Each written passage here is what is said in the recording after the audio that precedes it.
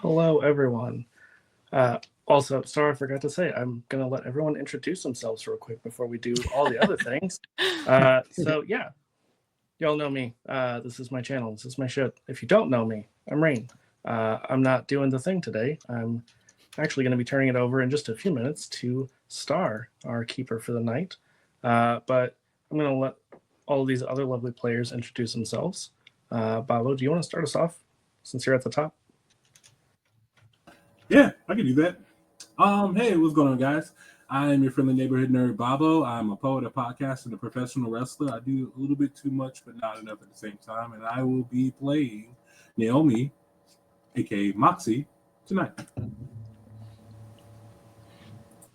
Fantastic. Oh, and I should have said, let's do popcorn. You pick who goes next. Oh, popcorn. Let's go with Tia. Hey, that's me. Hey, everybody. I'm also your friendly neighborhood player at the Ham Pod table tonight. Super excited to be here. Thank you for inviting me. My name is Vixie Bell, and you may or may not have seen me over at the Pocket Dragon Pub or over at the Noir Enigmas channel, where I just finished doing another charity game. Tonight, I am playing Tia Mati, who is super excited to come back from abroad to rejoin her fabulous book club. So exciting. And I'm going to popcorn it over to Blurty Cleopatra, also known as Blurty Disposition. Hello, folks. I am Blurty Disposition. My pronouns are he, him, and they, them. I'll be playing Ruby, the lovely elderly fish queen who has a knack for violence on occasion. And I'm a TTRPG video essayist on YouTube, content creator, queer gamer, love everything queer and tabletop role-playing games. And I'm here with all these lovely people. And I'll turn it over to our great keeper, Star. Hi, everyone. I'm Star. I use she, her pronouns. You may know me from my podcast. It's called Characters Without Stories, where I interview people about characters they haven't had a chance to play yet. And Blurty's actually been on an episode of the podcast. And I'm going to collect the rest of them, I promise. So I will be your lovely keeper tonight, which is the person in charge. I'm the GM tonight. And this is also my first time running a game on stream. So wish me luck. You got this. Woo! I guess I should probably say who I'm playing. I'm playing Adelaide. And fun fact, I think I've mentioned on stream before that Star is actually the one who first ran this game. Basically introduced me to the system. I was aware of it. I just never had the opportunity. And until I started running it on stream, I had played every game with Star and Blurty. So Adeline and Ruby have a little bit of a history. Yeah, a history of getting in knife fights with their tops off, I guess. It's fine. Yeah. Adeline kept her top on. Yeah, that's true. Adeline did not get naked. Yeah, the velour jumpsuit stays on always. Always. Before we get into it, go ahead. Sorry. No, I said the same can't be said for Ruby, but go ahead. Yeah. She will throw down like nobody's business. Hey, Blurty, real quick, and actually, Babo as well. If you could put your character name first, just because I know for me as a player, it will confuse me, and I will call you by your name and not your character name. Yeah, I can change it right now. Fantastic. Anyway, yeah, so the link I believe should be in chat now. Star, do you want to talk a little bit before I do the other stuff about the things that people can pay for in order to cause chaos in this game? Right. So we are streaming tonight for charity as part of the TTRPGTok Doctors Without Borders. This is our second year doing it, and we have nearly doubled what we did last year. We're up to almost or over 40,000 now. It's incredible. I believe so. Yes, I was blown away last year when it was like 25K. Oh, yeah. And yeah. Especially considering Critical Role gave $50,000 to two different charities. I was like, we're going to beat Critical Role. So this year, get us to 50,000. That's the goal.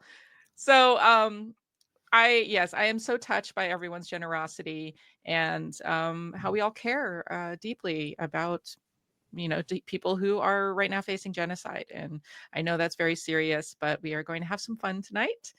So we have a few things that you can get over in the Tiltify that will influence the game. First off, we have $5 to give a clue to the Mavens, $5 to make a Maven win a hand at poker. They will be playing poker in the first part of this game, so you can help get them into the finals. $10 to put a Maven in mortal danger. You pick which Maven and tell us in the chat. $25 to get us all to cut to commercial. Cut to commercial is a fun thing where we have a prompt and then we can make a commercial together. And then $50, you can give a Maven a crown. A crown in Brindlewood Bay is a little bit like a get out of jail free card. It allows a Maven to change a role to the next step up. And is often used in dire circumstances. The only times I've ever had people use it are when they're facing death. So those are your options. I highly recommend you take a chance and give people some boons, or give me the chance to kill someone. I mean, to be fair, Ruby will put herself in harm's way every single time for $0. It's true. It's true. But give us money anyways. Yes. Yeah. And on that note, before we get into the game, I just want to acknowledge that I am streaming this game. While I'm not the one running it, I am the one broadcasting it from the traditional and unceded, the stolen lands, the Neokaska, Kaskaskia, Ochehisakowan, and Kickapoo people.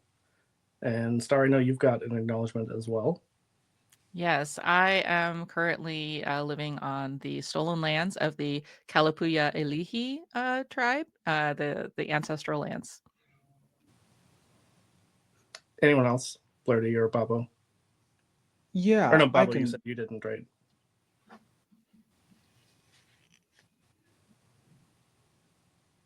Baba, you're muted if you. I'm getting, because I looked it up last time and I'm getting it now. Okay. For Blurty, did you have one? But I do know. Yeah. I can go while you look it up. I Go am. ahead. Yeah, I'm on the stolen land of the Mohawken and Muncie Lenape for my land. Turn this over to you, Bobo. Or Bobo, excuse me. Are you still looking it up? Yeah, I'm playing from the stolen lands of the Chirwa and the Sisipwa. That's how I pronounce it. And I am playing from the stolen lands of the only tribe that never surrendered to the United States, the unconquered Seminole and Miccosukee tribes. So I'd like to acknowledge them as well. Mm-hmm. Absolutely. Yeah. And for anyone at home, if you would like to know more, which I highly encourage, you can go to native-land.ca. It's not sponsored. I wouldn't want to take their money anyway, because I do this to help provide the information and support land back. But with that, Star, it's all yours. All right. Well, tonight we are playing a game called Dead Man's Hand.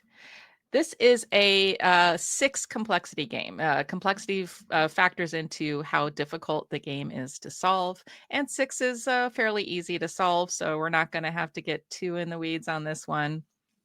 Tonight, you are attending a charity poker tournament in Brindlewood Bay's Town Hall.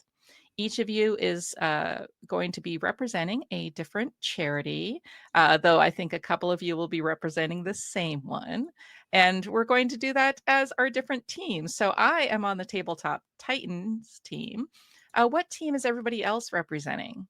Well, and for those at home who are not familiar, who are not part of the charity, I just want to say, we did this last year. Star and I were part of this same charity. We've kind of mixed it up. There are more people, more teams, but we each have different teams that kind of compete to help encourage people to raise more money. And this year we have, in addition to colors, because I am one of 2 people here who is on the black team, we've also given ourselves superhero related names. So I am one half of our XP Men representatives. I am on the green team, the Just Dice League, so that's where I will be playing for.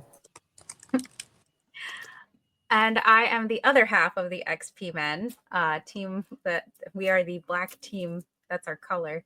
But yes, channeling my inner storm, I guess. Mhm. And My favorite. I am on the team with Star Tabletop Titans. That is a tongue twister, by the way. I just realized. I'm the only odd person out, but it's fine. So all of you are murder mavens, grannies who solve mysteries and are part of the same book club. And you are all going into this charity event together. So I'm going to go around. What is Moxie wearing to the charity poker tournament? And I'll tell you right now, the theme is Monte Carlo. So as you walk in, you can see people wearing feather boas, large hats, ill-fitting tuxedos, and dresses covered in rhinestones. Who I feel like Moxie is a bit underdressed because she came directly from work and she's wearing her favorite Hawaiian shirt with the little army green tank top underneath it, and she has like some khakis on and a little apron because she runs a bakery, barbecue, and bookstore. Oh, I'll that's go a, to, yeah. what is Vixie? Oh, sorry, what is Tiamati wearing? Tiamati is wearing a suit. Like it's not quite a suit necessarily. It's like it's more like a nice collared shirt and like a soft pink with some white trousers. And the shirt itself is like an ostentatious print. It's got like these bright hibiscuses on it. It's one of those like shirts that is like, look at me, I'm elegant, but also incredibly touristy looking. And she's got her glasses on and she's trying to look like she knows what she's doing. Like she's very much like, I'm sophisticated. Yeah. Fake it till you make it vibes. What is Ruby wearing? Ruby is wearing these like very gaudish smocks, fisherman smocks, that are a bit that are a bit bigger than her, and they're just covered in just loads of buttons. Like there's buttons for places she's traveled to, there's buttons for fish, there's buttons of like the book club. There's just covered in buttons. And then she like also has like her fishing rod by her side as she steps in. She's bringing a fishing rod to a charity poker tournament. It's You really do. there. It's really there for like luck's sake, not for to use. Hopefully, God So a willing. security blanket. Mhm. Exactly like that, like a security blanket. There you go. And what is Adeline showing up in? She is wearing what she always wears, a black with white. It's probably Adidas velour tracksuit because she is a power walker, and that is her favorite thing. She doesn't stop. She doesn't slow down, except I guess tonight because you can't really be power walking while playing poker. Right. Yeah. You maybe stand up at the table every so often. Yeah. You promise it's not to look at other people's hands. She's just like walking in place the entire time. So as you walk in, Ruby, the fishing pole gets a few odd looks, but people are used to these eccentric mavens in the town. It is a pretty small town. And you're walking into the town hall, which has been gussied up for the event, but is still fairly humble. It's mostly a large room with a small lobby and a few offices off the side. As you walk in, you can see all of the people in their finery streaming into the main hall, and you see Moxie. You see somebody you know. Um, I did print out portraits, so I don't know if you can see this. Yeah. So this is Mike Taylor. The reason you know Mike Taylor is because Mike Taylor is a caterer. He's a chef. He is recently released from prison and has managed to kind of rebuild his life through a certain charity. And it is called the Fresh Start Foundation. So with the help of the Fresh Start Foundation, Mike was able to get out of prison and start his own business. And so you can see he's a very large guy. He has tattoos on his hands. His head is shaved. He's a white guy, and he's wearing a chef's costume or uniform. And he has a little table set up as you enter the lobby with some non-alcoholic beverages. This is an all ages, family friendly event, though you don't see a lot of kids. You know, they don't really play poker. But you know Mike, and as you walk in, Mike will see you and wave you over. Moxie, good to see you. Oh, hey, Mike. How are you, baby? Looking good. What we got over here? Good as ever. So I was gonna play in the tournament, but they said nope. We need you to make some drinks. So Okay. I've got Well, I've got some non-alcoholic gimlets, some non-alcoholic ooh, cosmopolitans. Oh, or are you a fan of mojitos? you know I love me a mojito. I got you. And he Ah, goes over and starts making a mojito. Making a mojito is not an easy or quick process. So you can tell that he's going a little above and beyond for you. And he hands the drink over to you at the counter and says, I got you. You come back anytime. I'll give you some more drinks. of course. You know, stop by anytime. I got a Boston butt with your name on it, baby. You know it. I'm going to stop by. So he turns to the other customers at the table as he's handing out other drinks, and the rest of you start to stream into the main hall where you see a lot of poker tables set up. These are not fancy poker tables. Essentially, what they've done is taken all of the folding tables that are usually in City Hall, all these round tables, put out some plastic folding chairs and some cheap tablecloths, and they have dealers at every table. You see, one of them is really flashy, maybe has been a former dealer in Vegas, is really shuffling the cards with a lot of panache. And you go to find your seats at different tables. So each of you is going to sit at a different table. And I'm going to start with Ruby. As you sit down next to a woman that you may know her, or at least seen her around, because you share an interest in nature. She is a tall and lanky, intense woman, pretty young. This is her right here. She wears glasses. Her clothes are pretty worn, and she is a amateur newt enthusiast. And what she is competing, her charity of the night is called the Brindlewood Fen Newt Sanctuary. It's a relatively new charity. You've heard about it, but I don't know. Would you say that Ruby follows newts? Yes, but not for the reason you would think. She follows newts because she knows they're good for bait. So I know immediately how she'll react if Amelia is sitting next to her. Does Amelia know that Ruby uses newts for bait? Not yet. Okay. So you come in, you sit next to Amelia, and Amelia looks at you with some excitement. She's kind of excited to be sitting next to somebody who enjoys spending time in the fen, though she knows you're a fisher person and not really a newt enthusiast like she is. But she's still excitedly, as you sit down, going, I'm playing for newts tonight. Who are you playing for? Oh, I'm playing for Tabletop Titans, and I have, I may have fished here or there for the group on occasion using a couple of newts. Yeah, how? What do Oh, you don't mean? worry.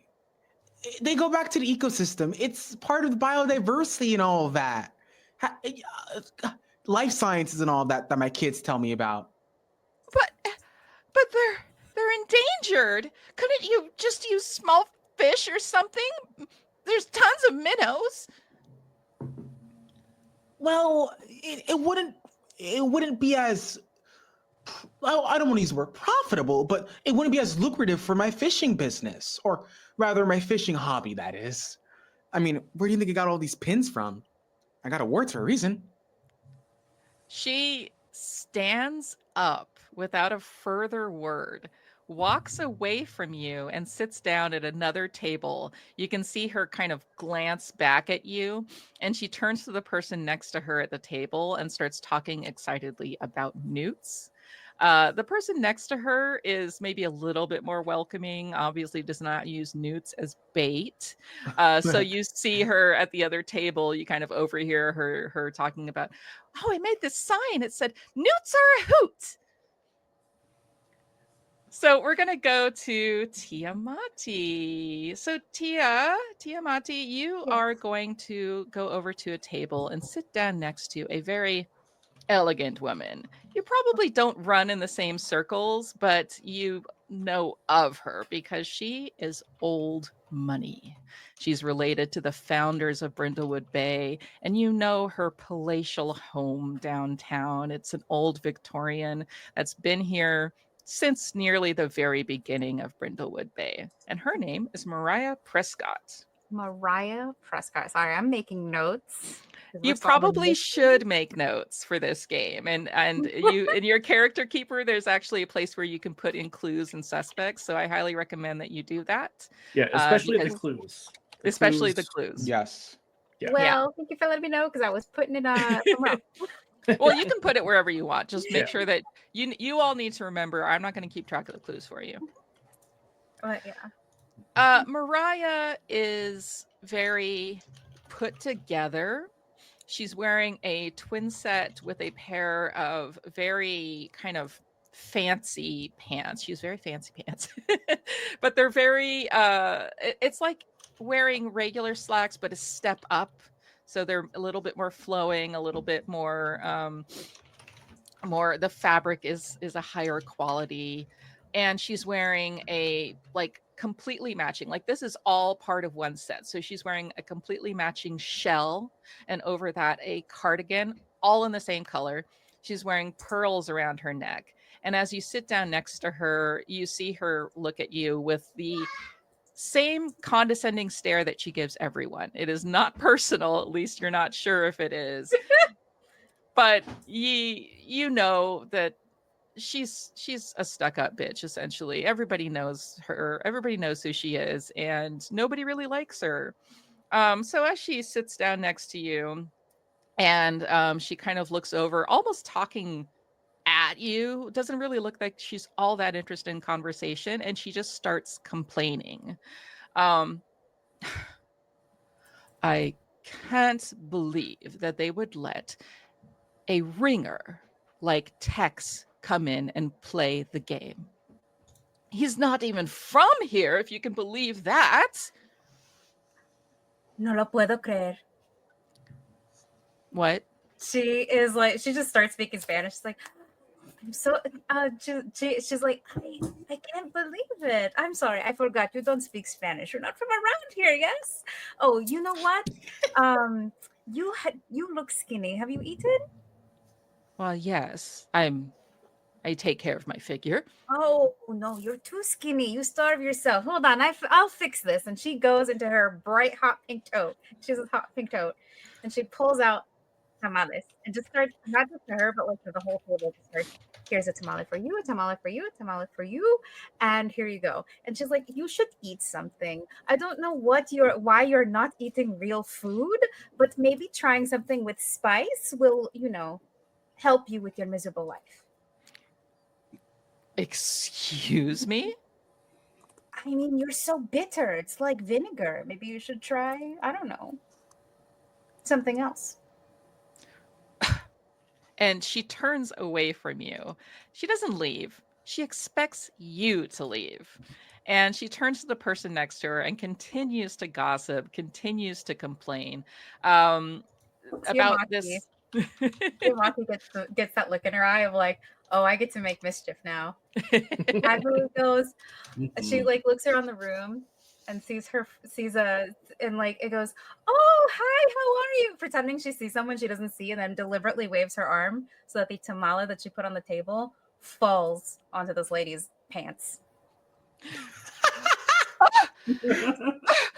And she just, without saying a word, just runs out of the room towards the bathroom to clean herself up. In classic old lady fashion, Tiamati's like, Mm. I'm so sorry. Oh my god, this happened. And then as she like disappears behind the bathroom, she just flicks her off. Like, There's another woman will sitting at the say- table with you. Sorry, go ahead. I'll say that Moxie over here just leans back in the chair and says, I thought it was an improvement on her outfit. So the two of you are sitting together at the table, and there's a woman sitting across the table from you that you know probably more in reputation. You know who she is, but you don't probably talk to her a lot. Moxie may have, just because Moxie has a bakery barbecue. But she is a reporter from the local paper. The name of the paper is the Brindlewood Beacon. And this is her. So her name is Danny Walsh. Danny is sharp, quick, has a charming smile. She's made for broadcasting. She's very beautiful, very put together, but also very kind of serious. She doesn't seem to be here to raise money for a charity. She turns to you and she says, "Oh, have you heard about that Ace? They say he's a ringer. I don't even know what he's fundraising for.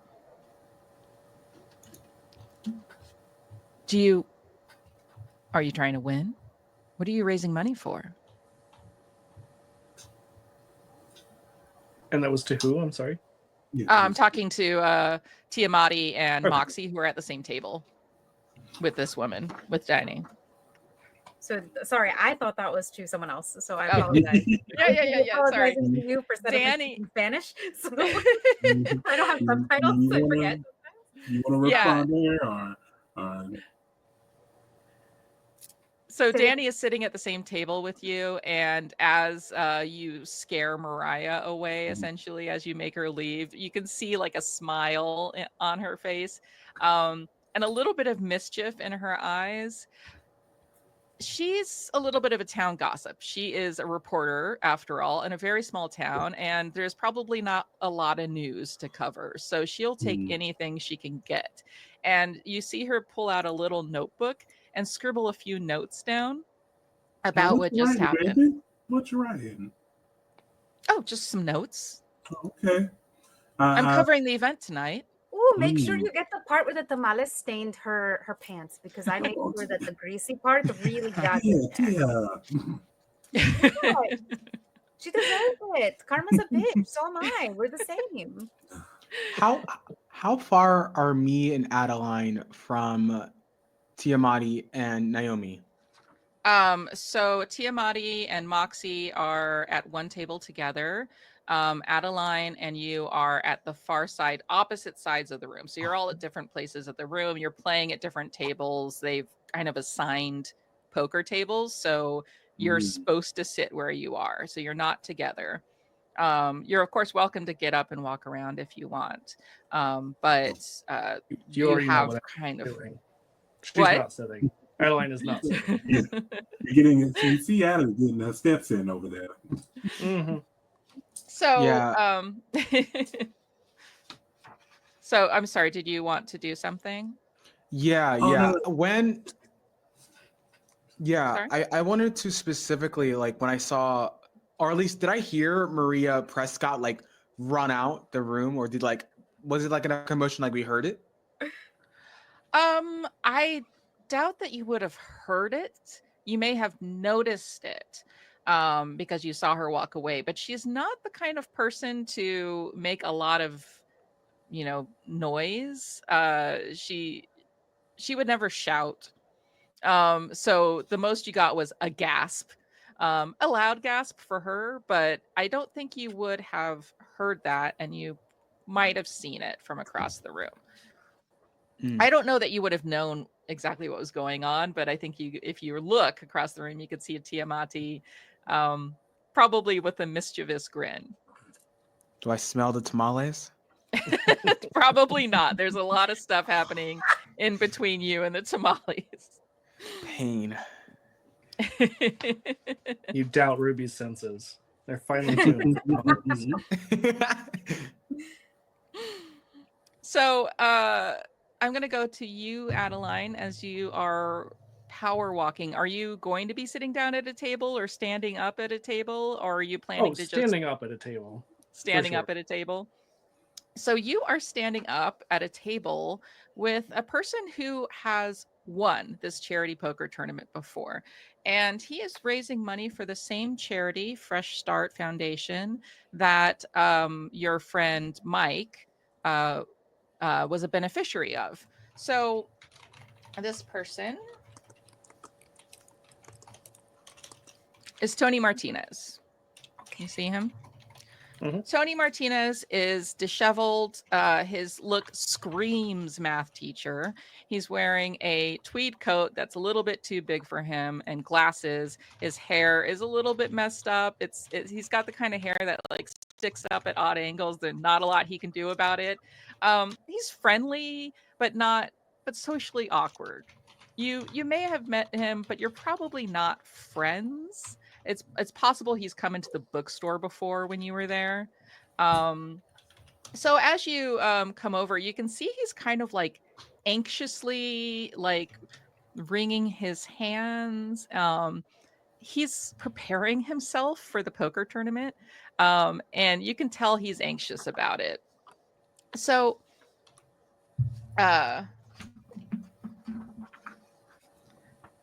Tony is sitting at the table. He sees you walking around, sees you walking at the table, and he's like, "Do you have to do that?" Yes. If I stop, I'll die. What? Believer. I'm like a shark. You're like across the room.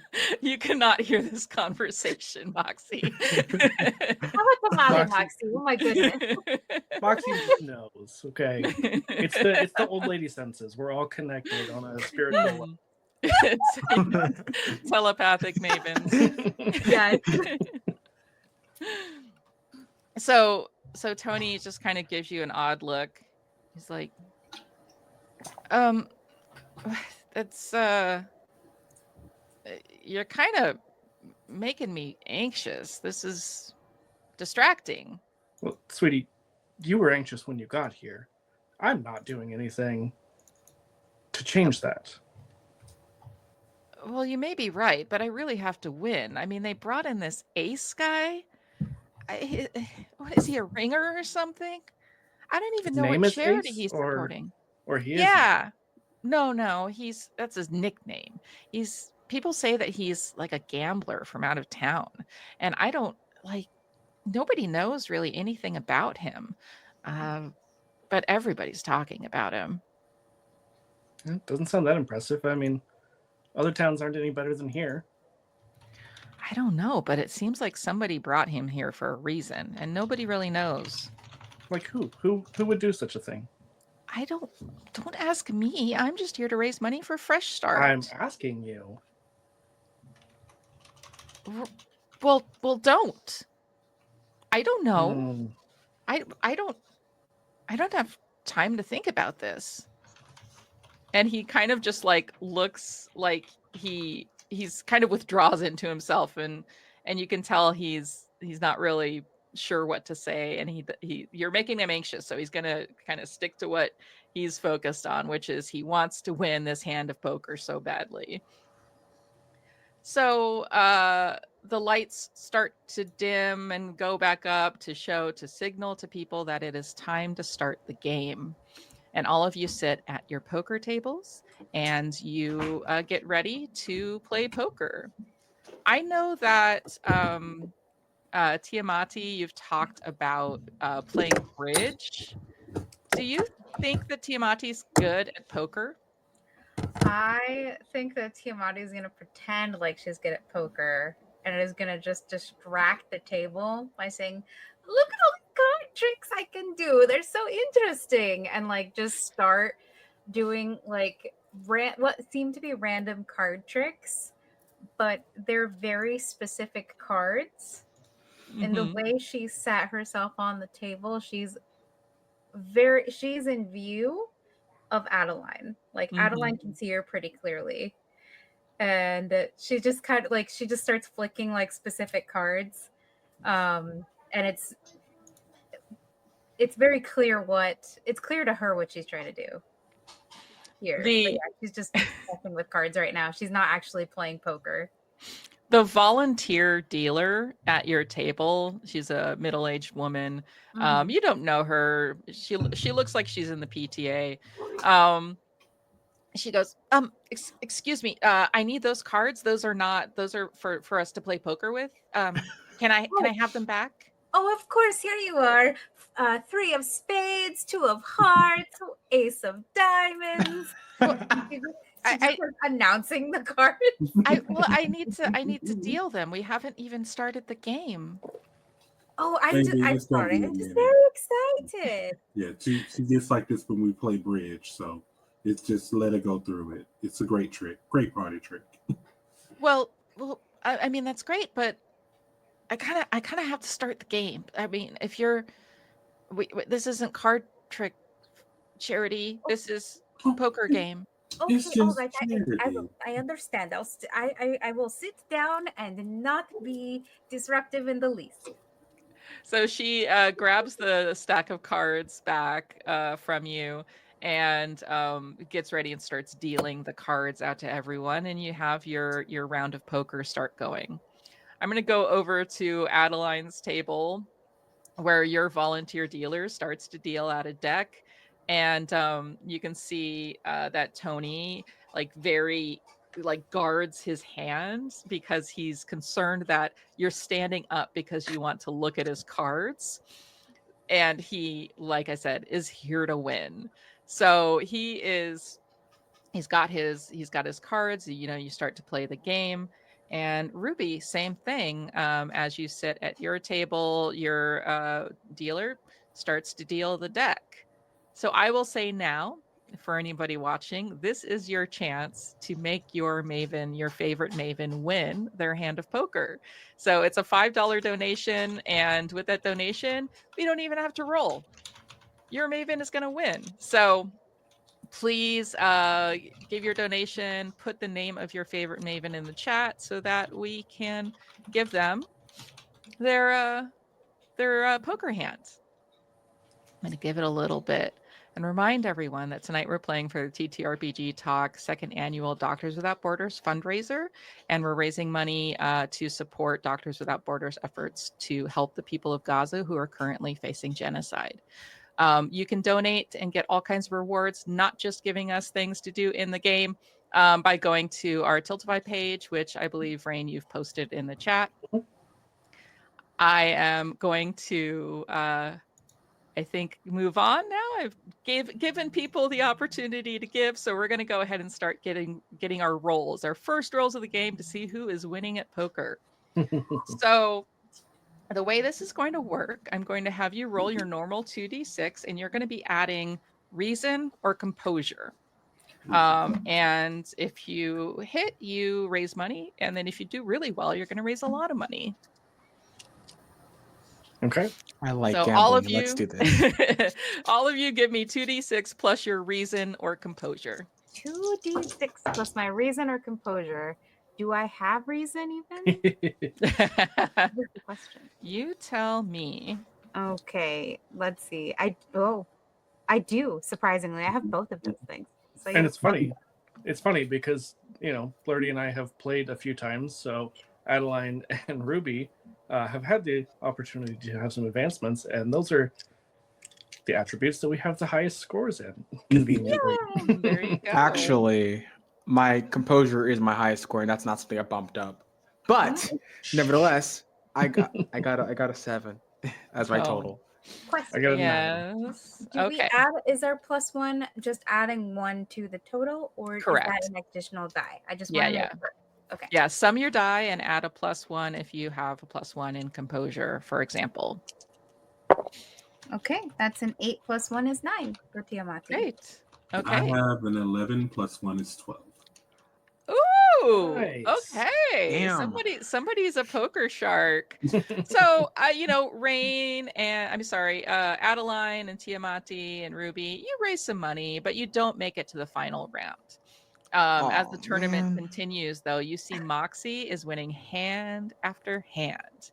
And I think people maybe are a little bit surprised that Moxie is such a card shark. What do you think made you so good at poker tonight?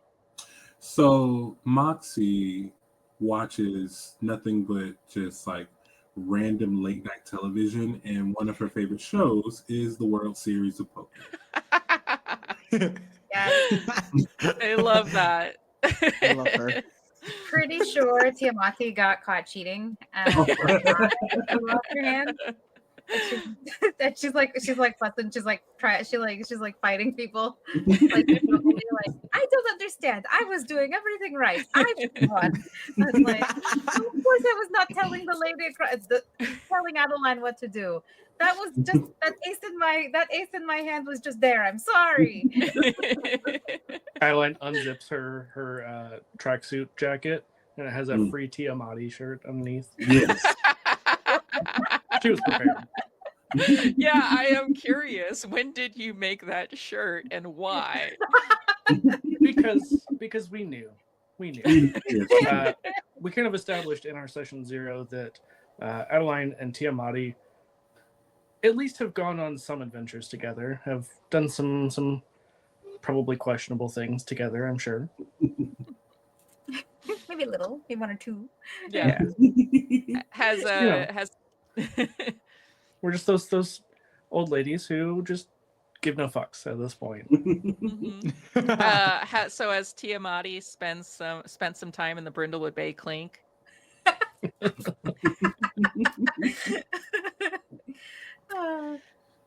All right. So Just plead the fifth. As the final round gets announced, Moxie is announced as one of the winners and ready to move to the final. So you are going to go and be seated at the table in the center of the room, the table with all of the most skilled players. So you find yourself sitting at the table with Ace. You also find yourself sitting at the table with Jeff Simons, who is the mayor of Brindlewood Bay. This is Jeff. So everybody knows Jeff. Jeff is a glad-hander. Jeff makes it a point to know everyone in town, and he is insincere, oily, just like you would expect. Maybe has his hands in some real estate dealings you're not sure about, but has that veneer, that politician veneer that wins over a lot of people. But I think you can see through it. I think you know that this is a little bit insincere. Oh, okay. Well, it looks like we have a donation for Adeline to win a hand at poker. So, Adeline, you are also going to be joining the big winners table. I think that maybe Tiamati helped you get there. I was going to say, it was just there. What was that, Babo? I said it was not that random ace that you just had in your hand. Yeah, I feel like I feel like Adeline was doing some arguing, probably backed up by Tiamati. Yeah, so you're sitting at the table, the two of you with Ace, and you also have the mayor sitting there with you, and the last person sitting there is somebody you haven't actually met. His name is Dan Gardner. This is Dan. Hello, Dan. So Dan is very well dressed. He's balding, middle-aged. You're kind of like, how did you ever win a hand at poker? Because all he does is stare at his phone. He is a property developer. You don't know much about him. He's kind of new in town. He's not from here. And it seems like he is just visiting. Like he doesn't live here. Maybe he lives in Boston or something like that. Somewhere more city-like. You know that he's playing for something called the Foundation for the Improvement of Brindlewood County, which I think, Adeline, you probably know. That's is that really a charity? I don't know about that. That doesn't sound like a I don't charity. like the sound of that. Yeah. Yeah. To quote my grandchildren, that sounds pretty sus. Yeah. Yeah. Could I ask, how close are Adeline and I sitting to each other? I'd say if you want, you could be sitting right next to each other. Okay. Oh, absolutely. Okay. I mean, we got to gossip sometime. Yes. So I lean over and I ask, so do you want to talk to Ace, or do you want me to get him? Oh, this is all you. You got this. Okay. Yeah, it's gonna be a little. I mean, I can if you want me to, but I got it. I just wanted to be. I know we both were wondering. We both were wondering. So yeah, it's pretty clear you're not going to be able to cheat at this game, so you don't have high hopes for your time here. You hear some, you hear the shuffling of cards and the moving of poker chips, the click clack die down as people all start to turn their attention to your table. I'm going to ask you, what scandal rocked last year's poker tournament, and how were you involved? And I'm going to ask that to Tiamati. I think just imagine Tiamati's like next to Ruby with a pair of opera glasses, trying to because of course she got shoved in the back, so she was like trying to poker table. But I think last year Tiamati got caught cheating the first time. This is not the first time she's done this. Where she's tried to cheat by doing except last year it was a little she wasn't as, I guess since it was her first time, she got caught really quickly and was like, that's not how you play poker, immediately gets eliminated. This year she tried to be more subtle about it, which is why she fought on it, because she was like, I didn't actually cheat. Just because I have a rap doesn't mean that I'm gonna do that anymore. Never mind the fact that she was. The whole thing, I was actually cheating, but it doesn't matter. It doesn't mean I do it again, okay? Totally. You hear some murmurs from other places like close to this central table, and you hear people talking about Ace, oh, I hear he's from Vegas. Oh yeah, what is the Society for Kindly Ones anyway? Have you ever heard about that? Nobody knows what that is. You hear some other people, you see that Mariah has come back in the room, and there's a quiet fury under her calm veneer. She was certain she was going to win and be in the final round. She's playing for the Historical Society, and she looks at Dan and focuses this intense anger towards him. Again, she's very good at keeping up this veneer and looking like the genteel older woman that she is. But you can tell that there's been conflict between the two of them. We have a historical society and we have a development group. There's going to be some conflict there. So, sorry, go ahead. No, she was just trying to get Ruby's attention. Psst, Ruby. Yeah. Have you ever watched a telenovela before? Oh yeah. I saw gifs of them on TikTok at one point. My kids told me. Yes, you see Mariah? She's about to do the telenovela slap. I can tell. Should we record this or something? I heard this is really popular. Do you know how to use a cell phone? Because I am terrible at it. All my videos are blurry. You can't even see the ghost my poor baby is trying to catch. I'm very upset about it. So, I got you. Don't worry. Let's do this. Okay. Sorry, if there's a donation of a certain size, would you let her slap somebody? Maybe a commercial break. Can we put a price tag on that slap? Yeah, I'd say I'll say that's put a maven in danger. Oh, So $10 to get a slap. That's pretty affordable. Yeah. only I bet, $10. because we all want it to happen, right? Yes, Mhm. yes. Mhm. Put me in danger. Definitely. Put us in danger, Put us please. in danger. Oh, This is gonna be so fun. So you can also notice that Mariah, her pant leg is wet, and there's the little tiny bits of paper towel that came off as she was rubbing at the spot on her pants. If it wasn't wet, you might not notice, but you know it's there. You can see the grease spot that's never gonna come out. You know what's Mm. it's interesting too, because Ruby is like earnest. So like Ruby is like just like kind to a fault. Mhm. Whereas I feel like Tiamati is like can be very shady. So like Ruby will approach like genuinely being like, "Hey, we saw you. We thought you were going to win, but Mariah, it seems like you're out of the competition. Our friends over there kind of just blew you out the water. How are you feeling about this?" And like the camera's getting close, like to her face. As you say that, as you ask that question, you see Danny, the reporter from the Brindlewood Beacon, come over surreptitiously and stand behind Mariah, notebook out, pen in hands, listening carefully. And Mariah says, "Well, I mean, I may have lost, but I played by the rules." And she looks at Tiamati when she says that. Oh, so you mean you Tiamati's couldn't not buy even your way paying into the attention. finals? Like she feels that she's being looked at, and then she's still got these opera glasses that she's like somehow procured from her pink tote bag, and she's like, "Whoop," and then looks with the opera glasses, so you just see like a pair of opera glasses looking at Mariah. Like, what? What's wrong, Mariah? I You know. couldn't buy your way into the finals? Mm.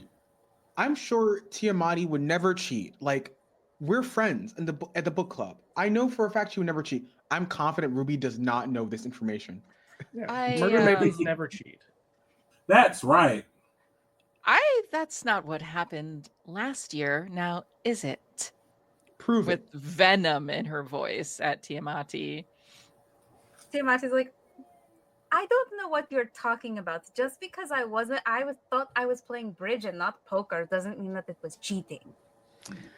Is that the case? I think I'm pretty sure that Jeff saw you cheating, and we actually kicked you out of the charity event last year. Cheating is such a, what's the word I'm looking for? It's such an accusatory term. I Slander. prefer giving myself advantage on this hand. I'm old, I need special. I have AARP and all the senior discounts for a reason. I Agreed. thought that this was supposed to be a charity event where everybody comes and acts appropriately. I'm acting appropriately. I'm giving food to the poor. Here, have a tamale. I don't need your tamale. You're right. The last time you tried to eat one, you got it all over your pants. I mean, hey, Excuse me.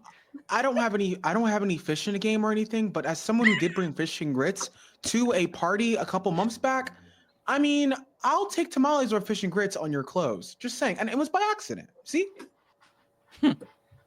Sure. And she just walks away as once again the lights are dimmed and they come back up. They've managed to jury rig a spotlight on the table. It's not particularly good. But the mayor felt like he wanted to be a little flashy. You hear the Mm. James Bond music that's been playing all night start to, quiet just a little bit. And the dealer, who is the very flashy dealer from before, starts to deal the hand. Ooh, look at him go. As the first hand is dealt and everybody starts to pick up their cards and look at them, the lights go out. And you hear a scream, and followed by two gunshots. Oh! For you, Moxie and Adeline, they're very close. And as the lights come back up, as you see Jeff switch them back up, you see Ace laying on the floor with 2 gunshot wounds covered in blood. See, I said there was nothing to worry about. I was going to ask him who his grandma was. Oh, here we go again. Looking around, your sharp murder maven eyes are able to discern that only a few people actually had line of sight on Ace. And it's surprisingly everybody that you've talked to tonight. Oh, no. What a coincidence. What a You know, coincidence. Definitely got poked full of holes. Tony, who was at your table, at the center table, stands up, pushes his chair back, and you hear it loudly push back, the plastic of it grating against the basketball court floors. And he goes, oh my God, oh my God, oh my God. And calm down, baby. People all across the room start to stream out. You hear screams, you hear all kinds of commotion. People are rushing and kind of pushing each other to get out of the doors and into the lobby. And you see your friend Mike come in the doors. He was just outside in the lobby with his table set up of drinks, and he walks in the doors, looks over and sees Ace dead on the floor. And the people that are left start to kind of gather around. Now, they're all in the room. Pretty much everybody else is left, as far as you can tell. What do you do? All right, I Just see that the everyone. Discord chat. Sorry.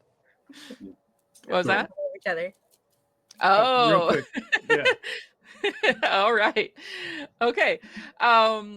You see, it's a little bit suspicious, Tiamati. You see Mariah in her twin set and pearls start to kind of sideways walk out of the room.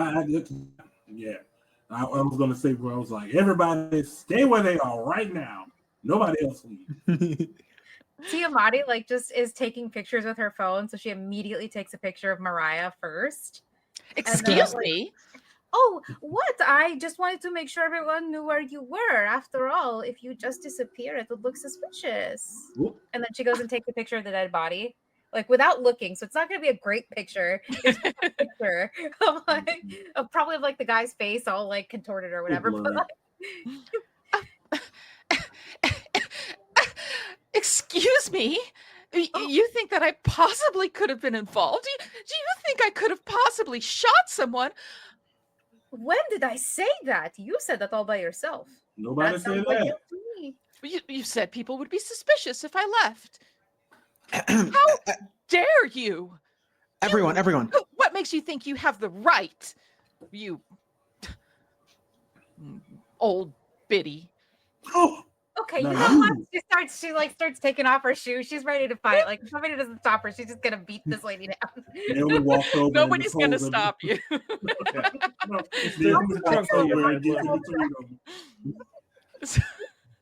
So tell me what it looks like. Are you throwing the chancla, or are you doing the telenovela She's slap? doing the thing where where she's threatening to throw the chancla. I just want to see if anybody's gonna try and stop her from at this moment, I sort of slide over to Adeline and I say, you know what? I think we're training these new mavens to be very good candidates. Very good for the future. I like where this is going. Adeline probably has brought some extra chanclas just in case. Naomi's trying to hold her back, but TMIT gets a chancla over her shoulder and just Ruby starts to encourage, saying, wow, I don't know what's going to go down, but I'm just excited for whatever happens. You can see sorry, go ahead. I'm just here for the show. Yeah. You can see everybody else in the room is so focused on this dead body that nobody is stopping you. It's just you and your fellow mavens and Mariah. No, awesome. She's just gonna say you know what? She's taking off her chancla. She's like, no, you know what? This is not good enough. And she reaches into into her like shirt as if she's got like a rifle, and she actually doesn't. It's a bullet. It's like it's still a belt, but it's got like chanclas strapped to it. Yes, And she pulls one out and says, "You need Jesus." And along the side of the shoe, it says Jesus. And yes, she yes. throws it at Mariah. So, Okay, give me a roll with vitality oh God, I think that's her best stat actually. and tell Pixie- me what are Pixie, you I'm- worried is going to happen if you fail? What am I worried? Oh, she is. I think she's worried like if her chancla misses, one, that she's lost her groove because chanclas don't miss. And two, that now she's really gonna have to do something because Mariah's gonna be mad. Like I think she's really worried about retaliation. Mhm. And someone called my name. What was I supposed to do? You're supposed to roll 2d6 Okay. plus vitality. Okay. Yeah. So And I was just gonna say I am literally crying from laughing. Amazing. Vitality is awesome. We love her. Okay, she's got a 1 in vitality, so I'm gonna add a +1. Come on, no whammies. 2 No 5. whammies. That's an 11 for Tiamati. Damn. Hell yeah. Your aim has never been truer. The chancla spins in the air, and as it gets to Mariah, it hits her square in the forehead. Yes. She It's good. steps back, but she is up against a wall already because you've kind of cornered her as she's trying to get out of the room. So she steps back, and as she does that, she falls up against the wall and just slides down it, holds her hand to her head and says, "Somebody attacked me! Oh my goodness! Oh, what kind of animal are you?" Attack you? That was an exorcism. You needed Jesus. I helped. I don't see anybody who could have attacked you, Mariah. All I see is you getting what you would deserve. As you say that, you hear sirens outside. Oh. And you see they pull up in front of the town hall. You probably would only be able to kind of obliquely see them because you have to look through the lobby. So they pull up and they step out of their car, and you see it's Deputy Bridges. Deputy Bridges, like all cops, is kind of an idiot. And really full of himself. He thinks he is the master murder solver, and really, Oh, Lord. y'all have been doing all the work there. He's just taking your work and he's telling everybody it's his. You've managed to solve a bunch of murders, and he hasn't solved a goddamn what. Is he the He same? walks- Is he the same cop from Halloween? No. Okay. Different deputy. So he walks up. I mean, different deputy, same story, really. Because I don't remember what that one was called. So Deputy Bridges walks into the main lobby of Town Hall just as Mariah is screaming about being attacked. Oh, And Lord. Deputy Bridges strides over, thumbs in his belt, trying his best to look like a cowboy, and steps over and goes, "Now see here, what's going on?" We're solving a mystery. You Deputy already Bridges. stepped over what's going on, bumbling Bridges. How old is Deputy Bridges, just out of curiosity? I'd say he's about 40. Okay, cool. So yeah, Tiamati's like, Mijo, you would never believe what happened. This lady viciously attacked me. I thought she was possessed and needed Jesus. And so I helped, and now she's offended. Mariah, as you say that, Mariah has stood up, has kind of brushed herself off, and walked over to the sheriff with all of the care and energy she can muster, and says, "That's not true. She attacked me unprompted. She threw a shoe at me." And the It's deputy, a chancla. Get it right. Correct. I don't. Correct. What exactly is a chancla, anyways? You have to arrest this woman for assault. And Deputy Bridges looks even he's a little annoyed by her. He's probably had to deal with when she's called the sheriff's office because some kid like threw his baseball into her yard or something. So he looks at her and he kind of sighs. All right. Well, I do have bigger fish to fry here. And he looks at you, Tia, and he looks at the rest of you. And, he thinks of you as troublemakers. So he looks especially at Tia and he says, I have a murder investigation to get to. And meanwhile, you're over here throwing sandals. Can you please try to be civil as I wrap this mystery up? Now, can you think just stay out of our way? Correct. And in fact, I think you got something a Stay little out bit of my wrong. way. I think you meant we are solving this mystery. I mean, quite frankly, we've done this a couple of times, and Ruby will turn to everyone. We are the Maven Mystery Gang, as I'll call ourselves, and our job is to solve this murder mystery. So no one is leaving until we solve this tonight. Understood? Understood. All right.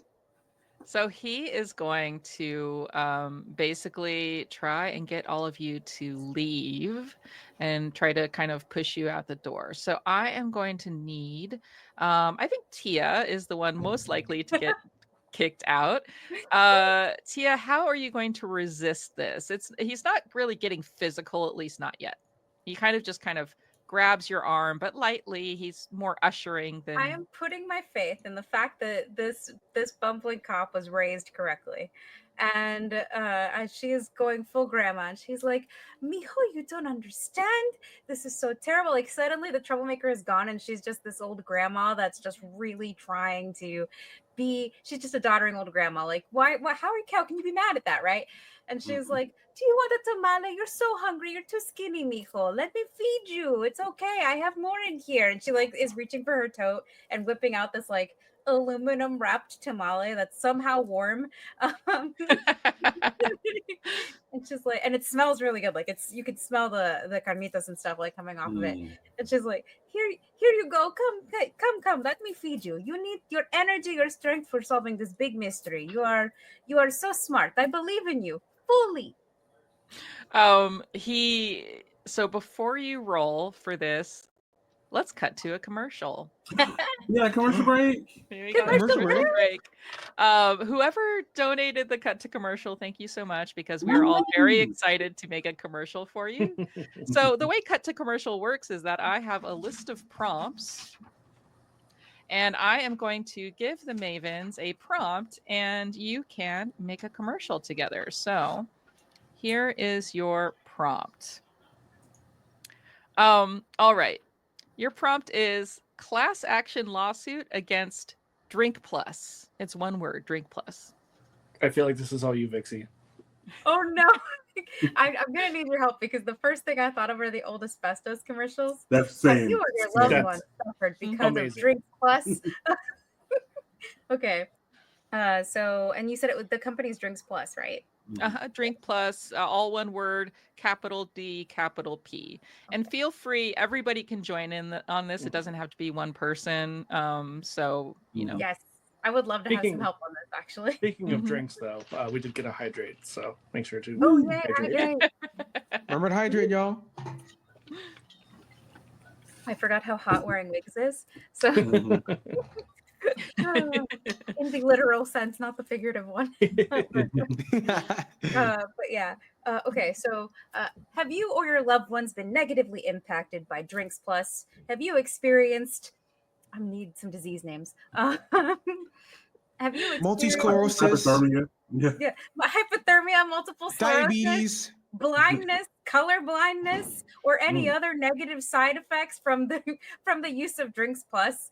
Contact us now. You could be eligible for you could be eligible to participate in a class action lawsuit and be paid for your trouble.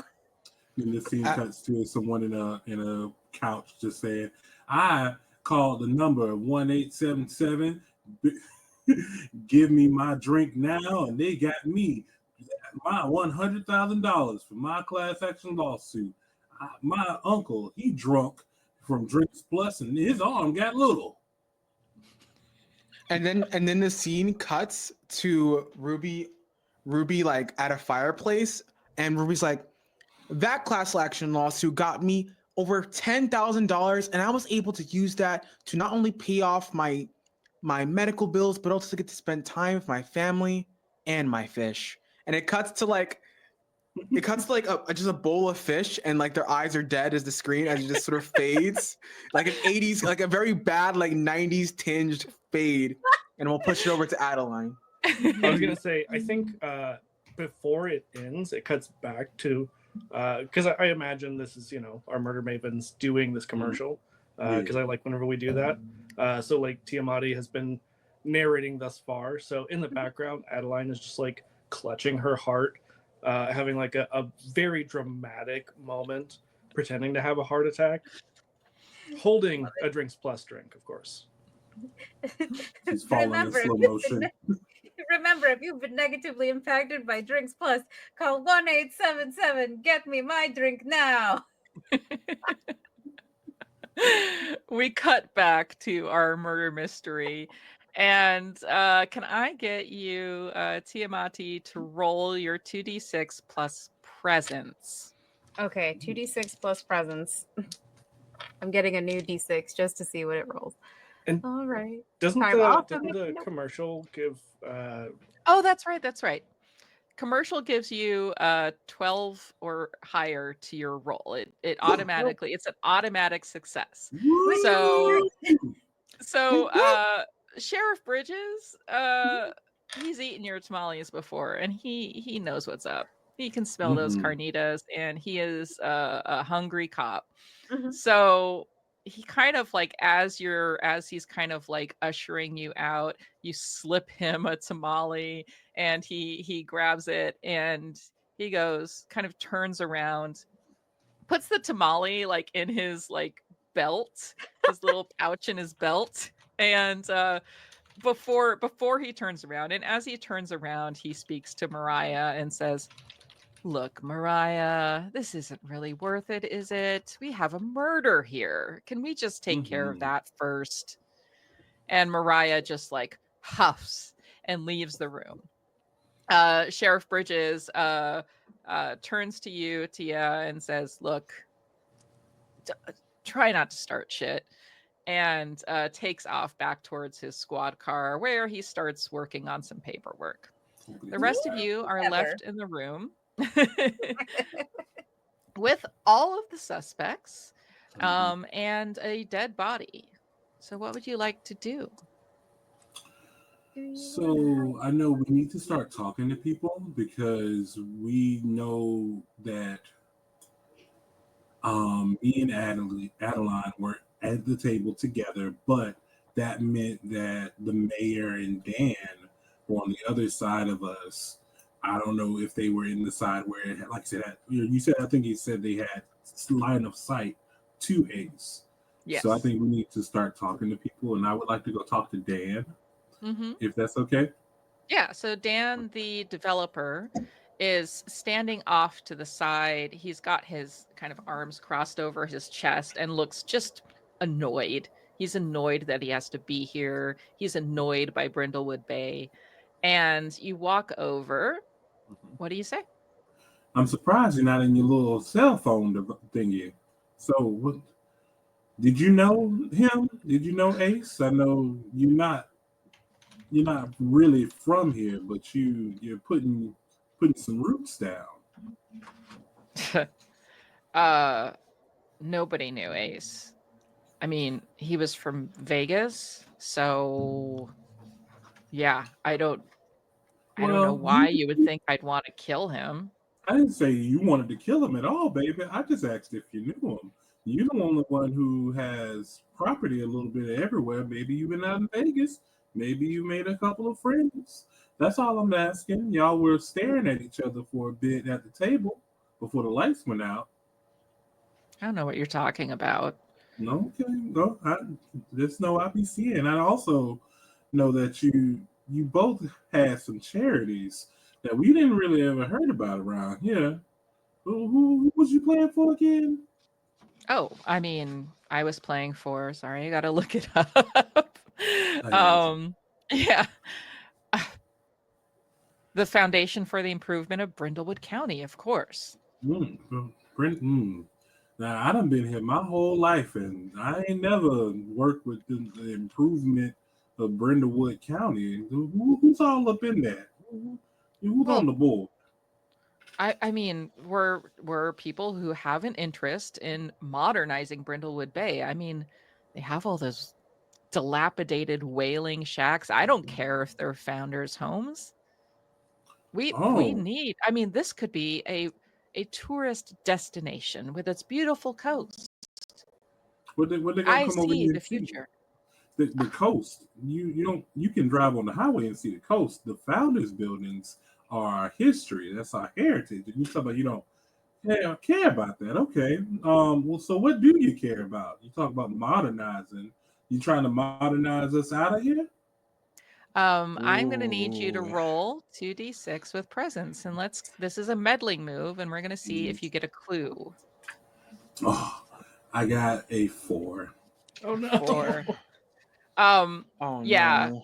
Dan just looks at you like, God, small town people, and just says, "Look, I don't really need to talk to you. I don't know why you would even talk to me about this, and just like you said, I'm gonna go look at my phone."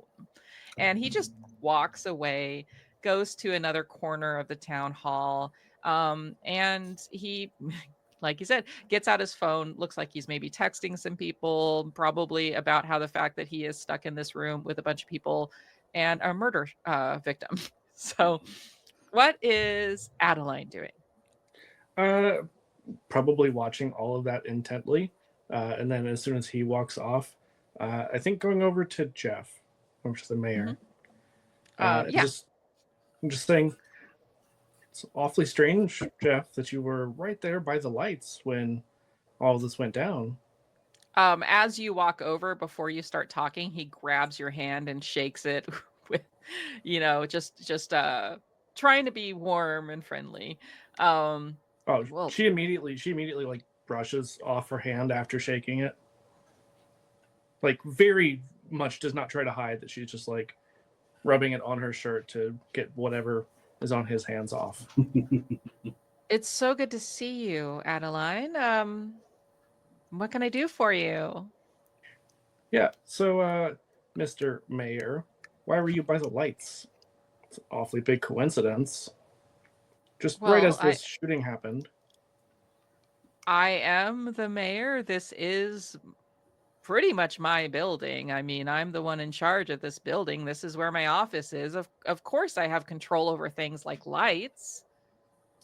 But I it's an saw the awfully lights big get turned coincidence. off, and then I went and Mm, turned them on. What exactly are you accusing me of?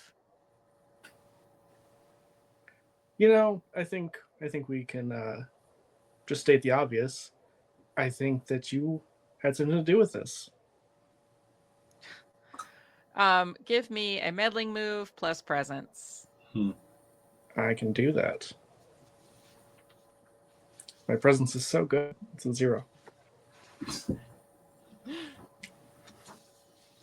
You know, Moxie, we're just Mhm. not on our game right now. It's all Because right. I It's all right. also We're gonna got do a it again. 4. Oh gosh. Oh, I a know it's couple all of right. dismal failures. So, Yeah. Okay. yeah, he kind of like fake jovially claps a hand on your shoulder and says, "Look, I don't know what you're on about, but I got stuff to do." And again, just kind of walks away. You see him walk into a hallway that leads off of the main town hall. You know this building isn't big, so there's not a lot going on besides this main hall, but there are a few rooms including his office which you know is there. So it looks like he's walking towards his office. What is Ruby doing? Ruby is looking around the scene, and then we'll look over at Tony. And I'll walk over to Tony. Mhm. What is Tony doing? Is he sitting down? Is he standing up? What's his disposition right now? He is pacing. He's rubbing his hands together. He is rubbing his hand through his hair and kind of holding it at the back of his head and like just kind of muttering to himself. So she'll come over, right, and she'll say, "Hey," like with like not a soft voice, but with a kind, endearing. She'll say, "Tony, dearie, Tony, hey, look at me, hey, What? I know you're nervous. Trust me, seeing a dead body is scary, but we're here to help. So How? by solving the mystery, seeing to figure out who could have killed Ace. That's our job. But what about the police? Have you seen the police in Brindlewood Bay? Well, of Deputy course. Bridges is a bumbling buffoon, quite frankly. Well, I don't necessarily disagree with you, but I mean, I don't know why. I don't even know why I'm here. I mean, why would I be involved in any of this? This is, wow, this is, wow, oh my goodness, this is. Hey, take a deep breath with me, okay? Okay. It's okay to be scared. It didn't help at all. Yeah, I probably didn't, but hear me out. Come sit with me, and I'll like sit on the floor, and I'll say, "Hey, take a deep breath in again, and this time, tell me who do you think might have done this? Like any enemies you might have had?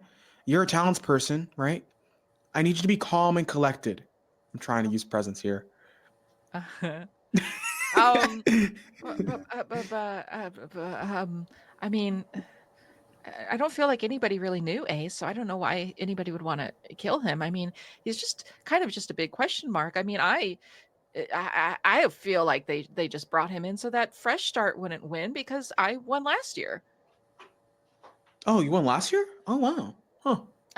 Yeah, I mean, you don't remember? I mean, I'm sure it was eclipsed by Tiamati cheating, but I won, and you know, a Fresh Start is so great and so helpful, and I really want them to win and raise money.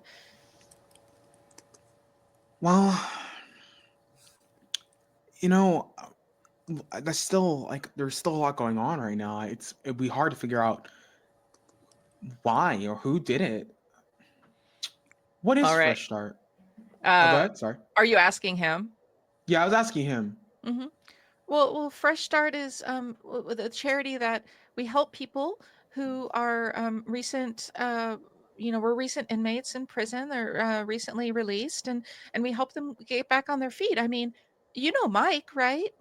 Yes. Yeah, Mike got one of our grants, and with it he was able to establish his business. And just think, I mean, the all of the effects of that, not just on him but on our community. I think he's a good man, and everybody deserves a fresh start. Okay, give me a meddling move, and you're going to do this with presence. All right, no whammies. No whammies. I got a 7 + 2. That is 9. Let's go. Awesome. All right. So you're going to get a clue. Yeah.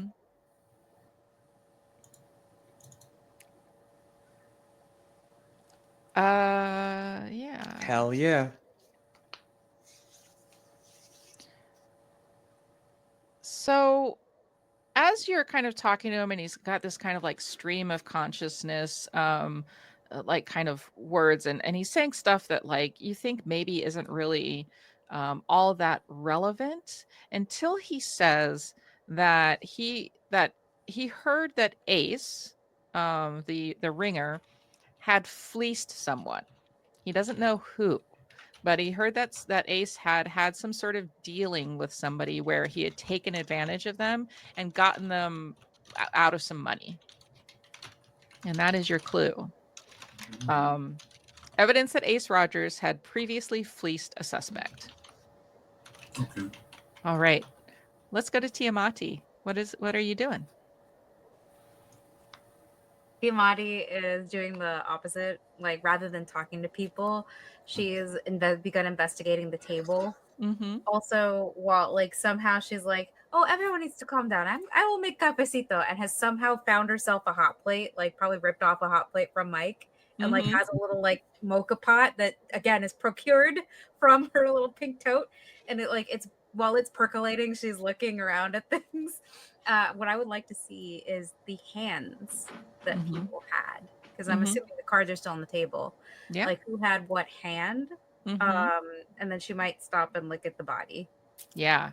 So I will say that Mike comes into the room as you're kind of like setting up some comforting food and he helps you. So he comes in and he's brought in a tray of drinks and has just kind of set it down and, kind of looked at everybody like, hey, come have some drinks. You've set out some food. So, just like you, Tiamati, he is concerned. He feeds people. Mhm. That's what he likes to do, right? Right. So give me a meddling roll Okay. with reason. Meddling move with reason. And I do think like while he brings out the food, if he starts to help her, she's gonna be like, Mijo, don't use cafe llave. Cafe llave is shit. Bustelo. Always bustelo. All right? Okay. You So, got it, Diamante. thank you. Got to use the right copy or it tastes like crap. Meddling move. And I'm using which stat did you want me to roll for? Reason? Okay. I could. It's 1. All right, that's a +1.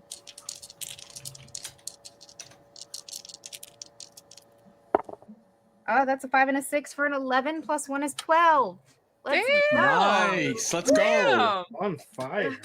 Okay. Well, okay. So I am going to give you a clue.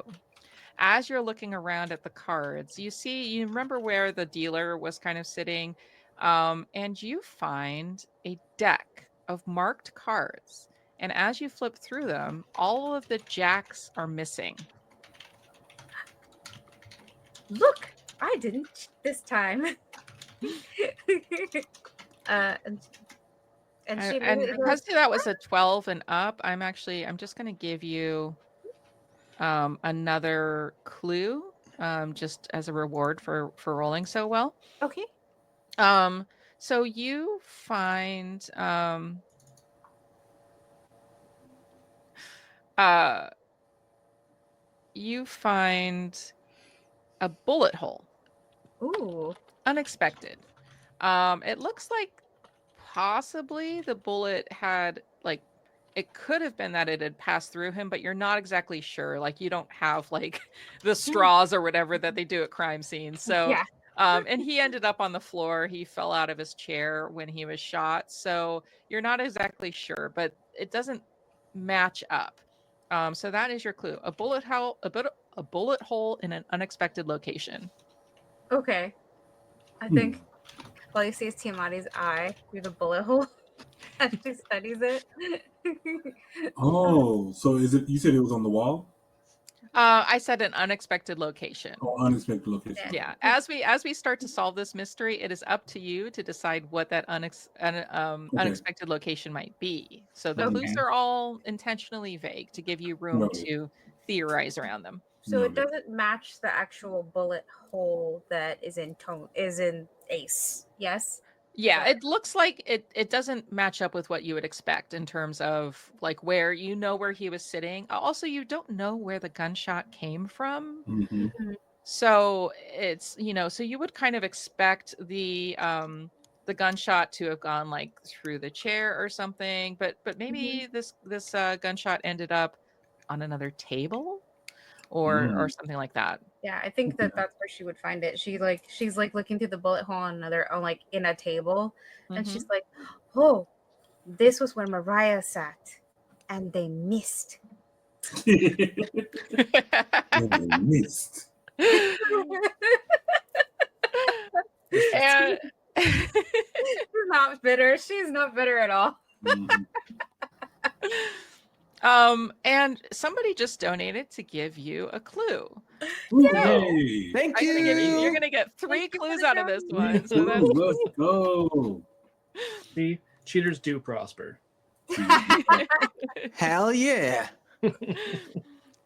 So you find a sorry, this clue is very funny. A photo appears to have fallen out of someone's pocket and is laying on the floor just underneath the table. You can see just the corner of it. And as you pull it out, you see it is a compromising photo between Mariah and a newt. I have so many I have questions. so many questions. Correct. And concerns. Yeah. Yes. A newt? Wow. Mhm. A newt. Like an actual newt? Look, I I don't can think she show was you using the it for bait. page where it is, but This is up for interpretation. So this could either Mhm. be like out of character, this could either be someone dressed as a newt, Mm. or it's an actual newt. I think dressed up as a newt makes way more sense and is way more funny. I It mean, is. compromising is up for debate, so it doesn't Mhm. necessarily have to be some sort of weird sexual thing. with Yeah, no, a that's newt. not what I meant. Yeah. No. Oh God, no. It's not what Well, I I mean, meant. if it's someone dressed up as a newt, and this It is could not still be weirdly sexual. Yeah. well, and I but- was gonna say this is not in any way to shame furries, but it could be someone like with a furry Scaly? thing. That would be scaly. She's using a newt Yes, as that's true. bait or something. Yeah, that's what Yeah. I'm saying. She's not using Do it you- for bait. Do you tell that to do you tell us to us, the rest of us? Yeah, Oh, I'd say if you want, you can kind of gather back around and plan for your next set of actions. Yeah, none of us really Okay. went Yeah. super far. Yeah, I was. Okay. Yeah, I'm still probably over there where I was talking with Dan. Mhm. I see Mike still setting up as Tiamat kind of walks off. Mhm. So I go over to talk to Mike a bit, Mhm. and I wanted to ask him a couple of questions. Yeah, as you walk up to him, he like gives you a dap and like Yeah. and just kind of like puts his arm on your back, gives you a pat in the back. He's like, "How's it going, brother?"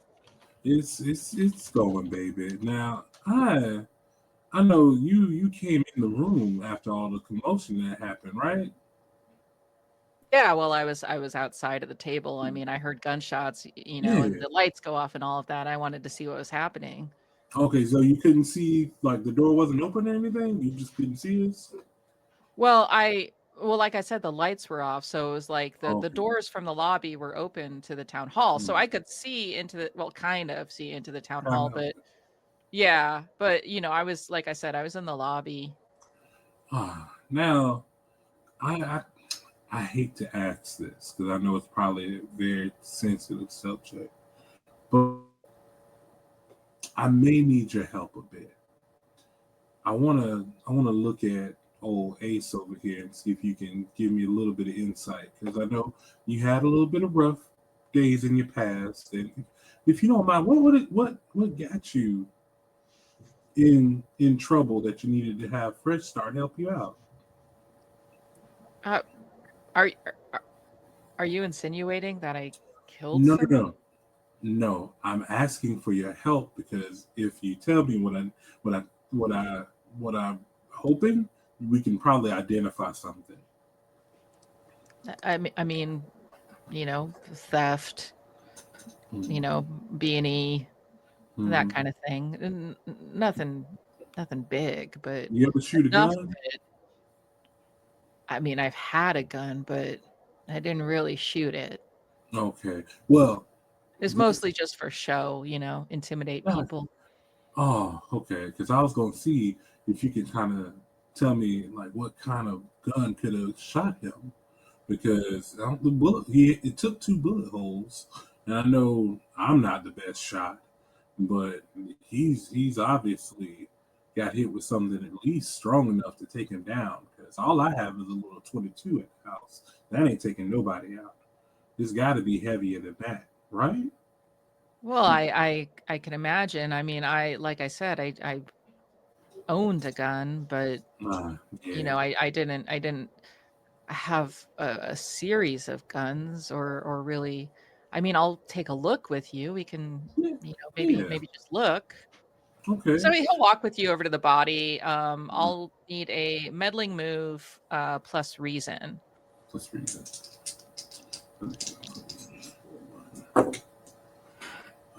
I have a 7. Okay. I believe you'd still get a clue on a 7. Let me just double check.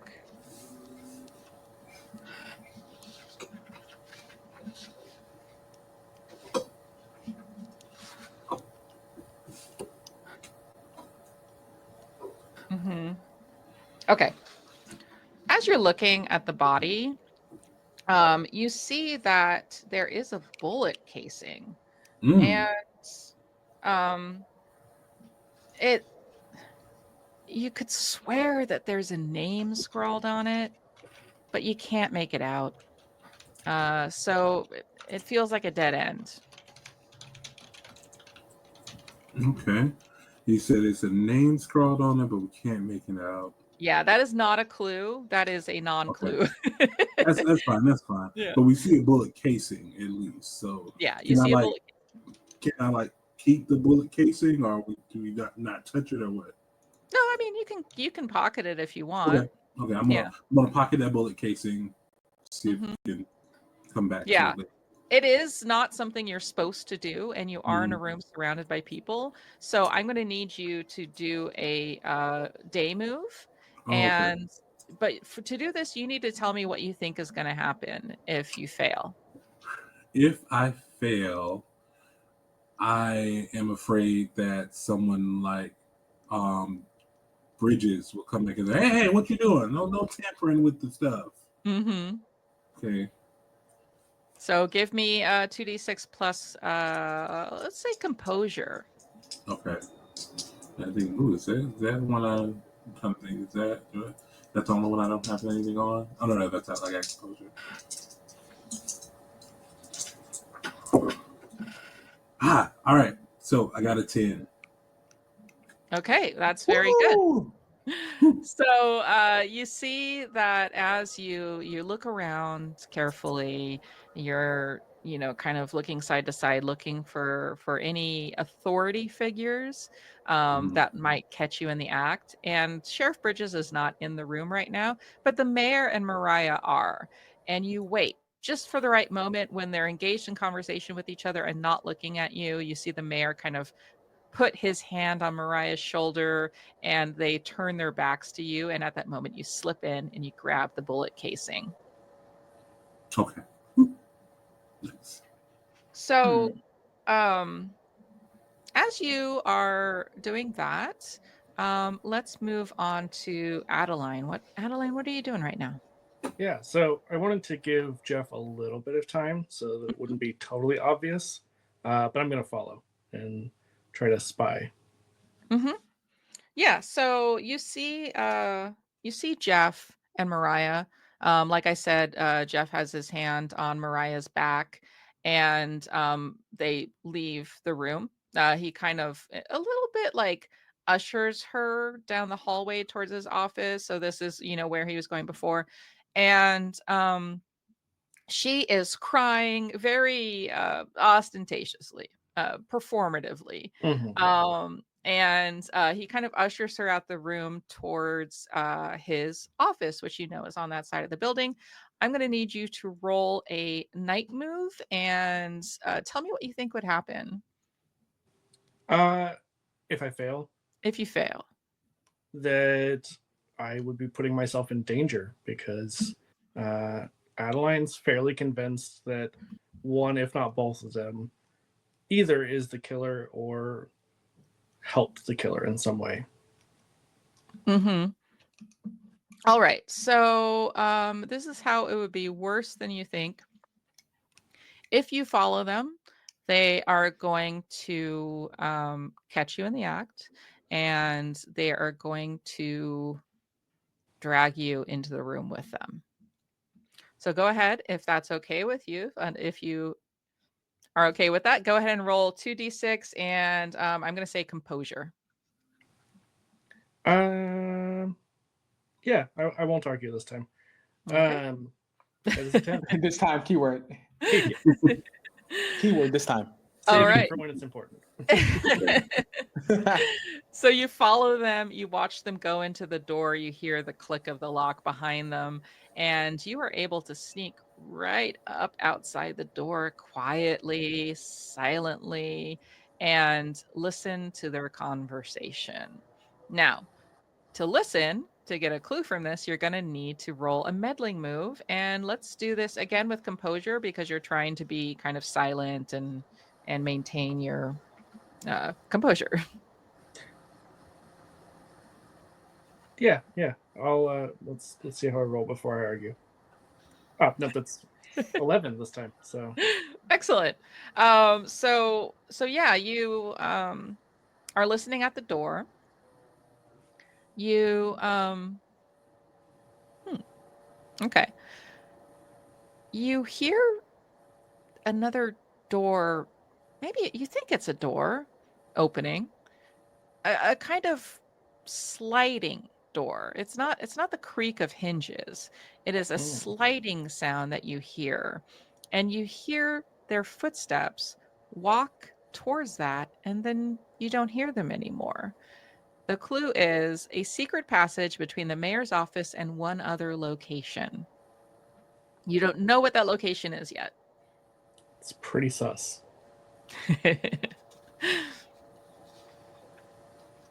So basically, right. Jeff is JFK. Jeff is JFK. Mr. Mayor. All right. So Moxie is hanging out at the body, and Adeline is at the door to the mayor's office. What are Ruby and Tiamati doing? I think I go over to Tiamati, and say, okay, we found this photo of, well, someone dressed in a nude outfit with Mariah, and they seem to be, well, I'm not quite sure what to make of this. I think we need to talk to Amelia. But I'll talk to her, but she doesn't seem very receptive to me because, well, I guess I didn't come off on the right foot. So I'm gonna need your help. I will do my best, but I now cannot unsee this photo, and I will be holding you responsible for this. It's perfectly fine. Don't worry. When you get used to this, you kind of see all strange stuff. Don't ask me about what happened on Halloween, by the way. I've seen strange things. You have to remember, I was hunting ghosts for a very long time. This is just Jinkies. disturbing. Just, Anyway, just so that you know, these playing cards, I didn't cheat this time. Someone else did. They took all the jacks out. What? That's insane. Look, here is the proof. And she shows off the cards that are all marked off, missing jacks. Wow. Well, let's go ask Amelia about this. She might know something. Well, I'm taking these cards just in case, just in case we play poker again. It's always helpful to use someone else's work. Smart idea. I like it. Put on her hot pink tote and walks with Ruby. So you look around, you're looking for Amelia, and you don't see her. She is not in this room. Hey, I'll look at the others who are around. Have any of you seen Amelia? No. So yeah, so you're in the same room as Moxie, but Adeline has, as far as you can tell, disappeared. So you don't know where Adeline is. We had two all of us in the room with us. Besides so me, Ruby, and Tia. So there are still other people in the room with you. So you can see Danny, who is the reporter, is kind of seated at a table, and she is like furiously writing in her notebook, very focused on that. You've already talked to Tony. Tony is still in the room. Dan has kind of ensconced himself like in a corner of the room, just sitting in a chair, texting on his phone. And you know that Mike is in the room as well. You know that the mayor and Mariah, or at least one of you knows that the mayor and Mariah have gone off. So the people that are still with you are Mike and Tony and Dan and Danny. Let's talk to Daniela. Okay. Yeah, let's go over. So Ruby and the others will go over to Danielle and say, Danielle, Tiamati?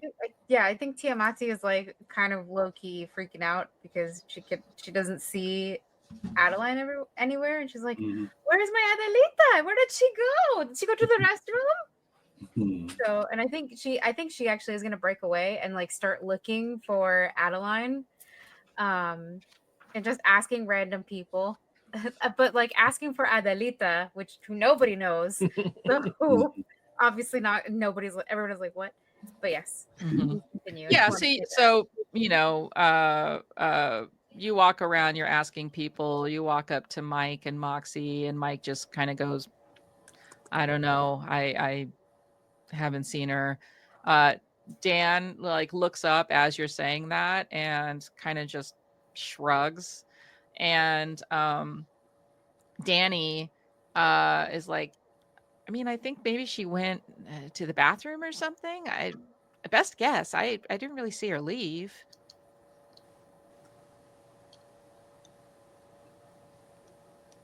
I mean, Ruby, I mean, this is obviously out of character, but because you've been on a few mysteries with Adeline, I think this is not out of character by any means, because we all always end up splitting up and then almost dying. Yeah, in fact, Ruby will say, Adeline and I have split up multiple times. I'm sure wherever she is, she's perfectly fine. And Cut. Yeah, I Adeline think she's almost died. okay. She's a tough cookie. No, I wouldn't worry about her. don't worry. She crosses herself. At that moment, you hear an ear-piercing scream. And it's coming from so, you know, if I was standing in the lobby looking towards the town hall building, on my left would be the mayor's office. On the right are kind of like, you know, bathrooms, there's a kitchen, just kind of that kind of stuff. You hear it coming from the right. He said she was going to be okay. Well, I said she was a tough cookie as well. Well, it sounds like the cookie's going to be baked pretty soon. It's not clear to you if it's Adeline. I mean, it's unclear to you who it is from the voice. It's so Ruby will, that it's Adeline at this point. yeah, Ruby will like immediately sprint into action and say, maybe I spoke wrong. What I'm hearing is it's a gender neutral scream. Yeah, I mean, you know, no matter who you are, you can still scream like ah. Mm-hmm. Yeah. So you sprint in the direction of the scream and you find yourself in a hallway. You don't hear any more noise, so you're kind of lost at this point, but you see a few doors. You see directly to your right a couple of doors for the two bathrooms.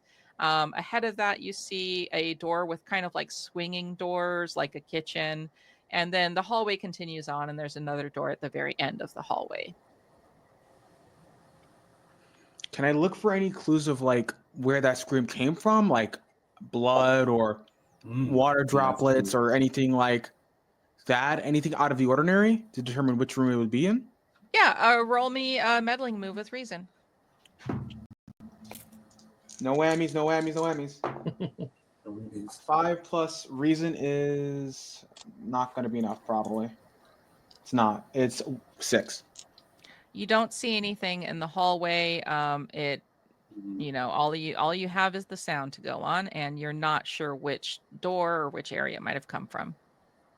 I'm just going to kick open the kitchen. I'll kick open the door. It's a sliding door, so that's not good, actually. Why did I do that? It's a swinging door, so as you kick it, it just swings back and hits your foot. Whoa. But I'll walk through. I'll like walk through after him. Like, you know, in my head, that seemed really cooler than I thought it would be. But hey, there's something new for everyone. Mm-hmm. You should pay attention to where the hinges are on the door. It looked cooler. It was like in the TikToks that my kids show me.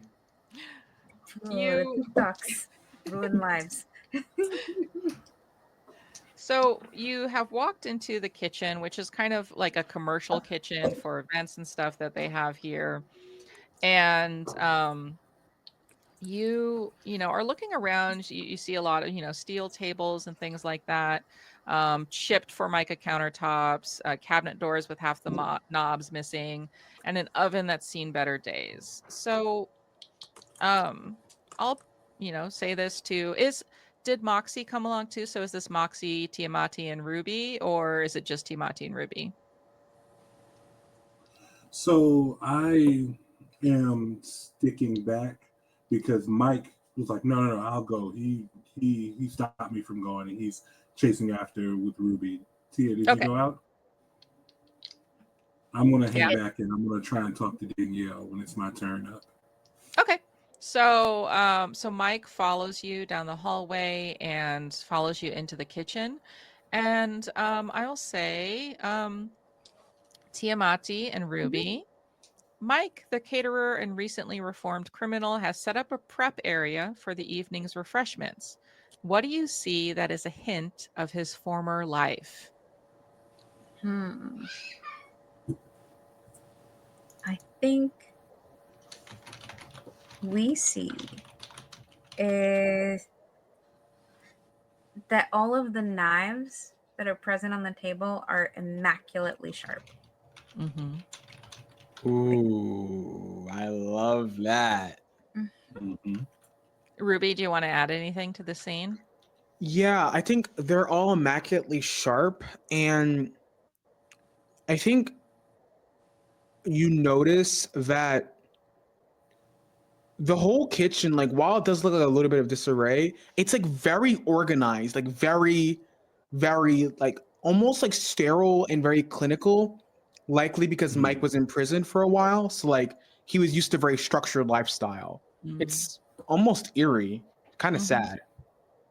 Yeah, so in this room that is seen much better days, Mike has managed to kind of set a portion of it and make it clean and orderly and just well prepared for the work of the evening. But as you look at those extra sharp knives, you notice one of them is missing. And as you step into the room, and you kind of turn around a table and you're able to see the area of the floor that you couldn't see when you came in, you find a body. Amelia, the newt enthusiast, is laying on the floor with a knife in her back. In her back? Immediately crosses herself and starts saying the Lord's Prayer. They got Amelia. Damn it. Mike, you can see he doesn't approach the body. He stands back and you see his face just kind of turn so white, and he kind of stands like stock still, and looks worried. Yeah, because I Mike. would think this is his kitchen right now. So yeah, this is definitely would be something you're worried about. Now you have a biohazard in here. Now you have to clean it up. You have to call someone special. It's the whole thing. It's terrible. Mike, I know. Okay, here, take a deep breath. I know this looks bad. This is bad. Amelia's dead. But Yeah, that's bad. 2 people have died. we need to. Everybody's going to look at me. Everybody is going to look at me, and they're going to think that I did it because I was in prison. And now, oh God, it's my knife. Someone, Mike, hear me out. I think someone's trying to frame you because it doesn't make any sense. You were outside when the shot went off, and you were also here when we came here. How would you have been able to go to the kitchen and be able to shoot at the same time? This isn't me suspecting you, but rather, it doesn't make any sense. You couldn't be in 2 places at the same time. So either there are 2 people that are working together, or somehow someone's managed to duplicate themselves. I'm betting that it's likely the use of 2 weapons and with 2 different people. I don't know. I'm not. You all are the mystery solvers. I'm not. This is not my area of expertise. God.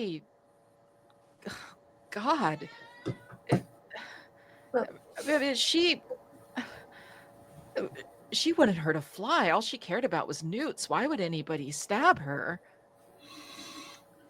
I'm gonna my intention is to try to calm him down to give us information. I specifically want to know more about Maria and Amelia's relationship. So I'll say, hey, Mike. Mariah, you mean? Mariah. I said Mariah. Thank you. What name did I say? I said Maria? It's all right. So, could you tell me a little bit about Mariah and Amelia's relationship? Because we found this incriminating photo and I'll show them the photo. Give me a meddling move with presence. Okay. Come on. Good roll. 3 and 3, that is a 6, plus presence, that is a 8. Yeah. Yay. Okay. Yeah, so you're going to get a clue. Woo. So he says 7, actually. Sorry. a 7. Okay, so that's Yep. a mixed success. So I'm going to see. I don't think you're going to get a useful clue from that one. So That's okay. yeah, I'm sorry. Uh I want to donate to give me a useful clue. Well, I'm gonna look at Right? the body in a minute. Okay, 100%. so as you start to ask him, like he's so like agitated and is just so stressed out by the fact that he thinks that people are gonna finger him for the crime, and he just kind of like doesn't like even respond. It's almost like he's just kind of withdrawn in himself, and at that moment the lights go out. Not And again. you just all you hear is Have they gone out all you hear everywhere, is- or are they just in the kitchen? yeah, all Just you in hear the is kitchen, and Okay. perhaps outside of the kitchen, but not in the main Area room. where, okay. Yeah. all you like Tiamati just yells out. Like Mhm. she's just yelling out, Ave Maria Purísima. She's so like stressed because she was looking at the body and then like the Yeah. lights go out. Yeah. Yeah. Oh, Uh, jeez. So we're going to cut from this scene and go to Adeline, who is standing outside of this mayor's office door. Absolutely. First of all, is it locked? Yes. Okay. I would like to try and break in because that's just what we do. Okay. How are you planning to do that? Are you going with a very like punchy approach, or are you trying to like get like, trying to pick it, or Oh, definitely pick it. I mean, Mhm. reason is, despite all of the physical activity, vitality is not Adeline's main stat. Reason is, Mhm. and this is, I'm pretty sure, not the first. It's definitely not the first lock she's picked. I remember that now. Right. Right. So, give me a night move, and I need you to tell me what you think is going to happen. Then I'm gonna walk right into the killer's hands. Mm-hmm. Yeah, I think you're going to walk right into the killer's hands, and they're going to kill you. Yeah, yeah. Yeah. So Really? give me a night move. Use your reason. That is a 9. Okay. So you are able to quietly break into the mayor's office. You do Yeah. not see the mayor and Mariah. You do know that you heard the secret passage door. So what are you going to do when you get in here? Well, I'm going to do something that I've done before, but it was in a non-stream game. I would like to use my Maven move to try and Okay. locate the hidden door. Okay. And what is your Maven move? I am MacGyver. I'm going to MacGyver Okay. this. Can you So read the move to everyone? Yep, I was just about to. Yeah, so when I'm in a situation where I am trying to improvise, using whatever's at hand, the other players and keeper get to name 3 objects that I find in the environment that have to be plausibly combined in some way in order to achieve my action. So please give me useful things for finding a secret room. I'm going to give you a like a citizenship medal. It's a gold medal on a ribbon. Just looks a little bit like an Olympic medal. Okay. Who else would like to give an item? I can give an And item. they have to combine together, right? And it has to be I would something say that's like reasonably in the room. right. So don't think of how these things combine together, because I think that takes the fun out of the move. Yeah. Think of Because something that would reasonably be in the mayor's office. yeah, that's what I did. Because I was gonna go, because you had the medal, and I was gonna go a bust of the mayor himself, like a head bust, and it had a face. As a I statue. love that. I see you with your hand raised, Tiamati. Yes. I think that something that I've seen in the mayor's office before is a framed blueprint Mm. of the mayor's office. Okay. Okay. It might be a little bit older than like the building currently is now, but it's reasonably accurate. Mm-hmm. Yeah. Okay. So I think with the blueprint, because that's my 3 items, I think that I would be able to roughly guess where most likely the store would be, because obviously one wall is not going to be the option because that's where I came in. I don't know what the other 3 walls are like, but I assume that there's reasons why they wouldn't be qualified. Other rooms next door, or what have you. And yeah, I think doing that, she takes the metal and probably is going to use it to just like tap against the walls, Mm-hmm. trying to Okay. like identify that. And then once she has a pretty good idea, just going to grab the bust. Number one, I'm going to ask, does it do anything when she grabs the bust? Is this like the Batman hidden switch? I think for the purpose of this move, it's just a bust. Oh. Fair. I would say if it would be a meddling move to find out if it was something special, but then I don't want that to take away from Okay, your yeah. MacGyver move, right? Yeah, absolutely.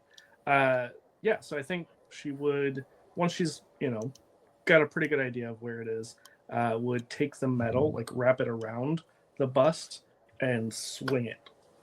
Mm-hmm. Nice. I love it. Yeah.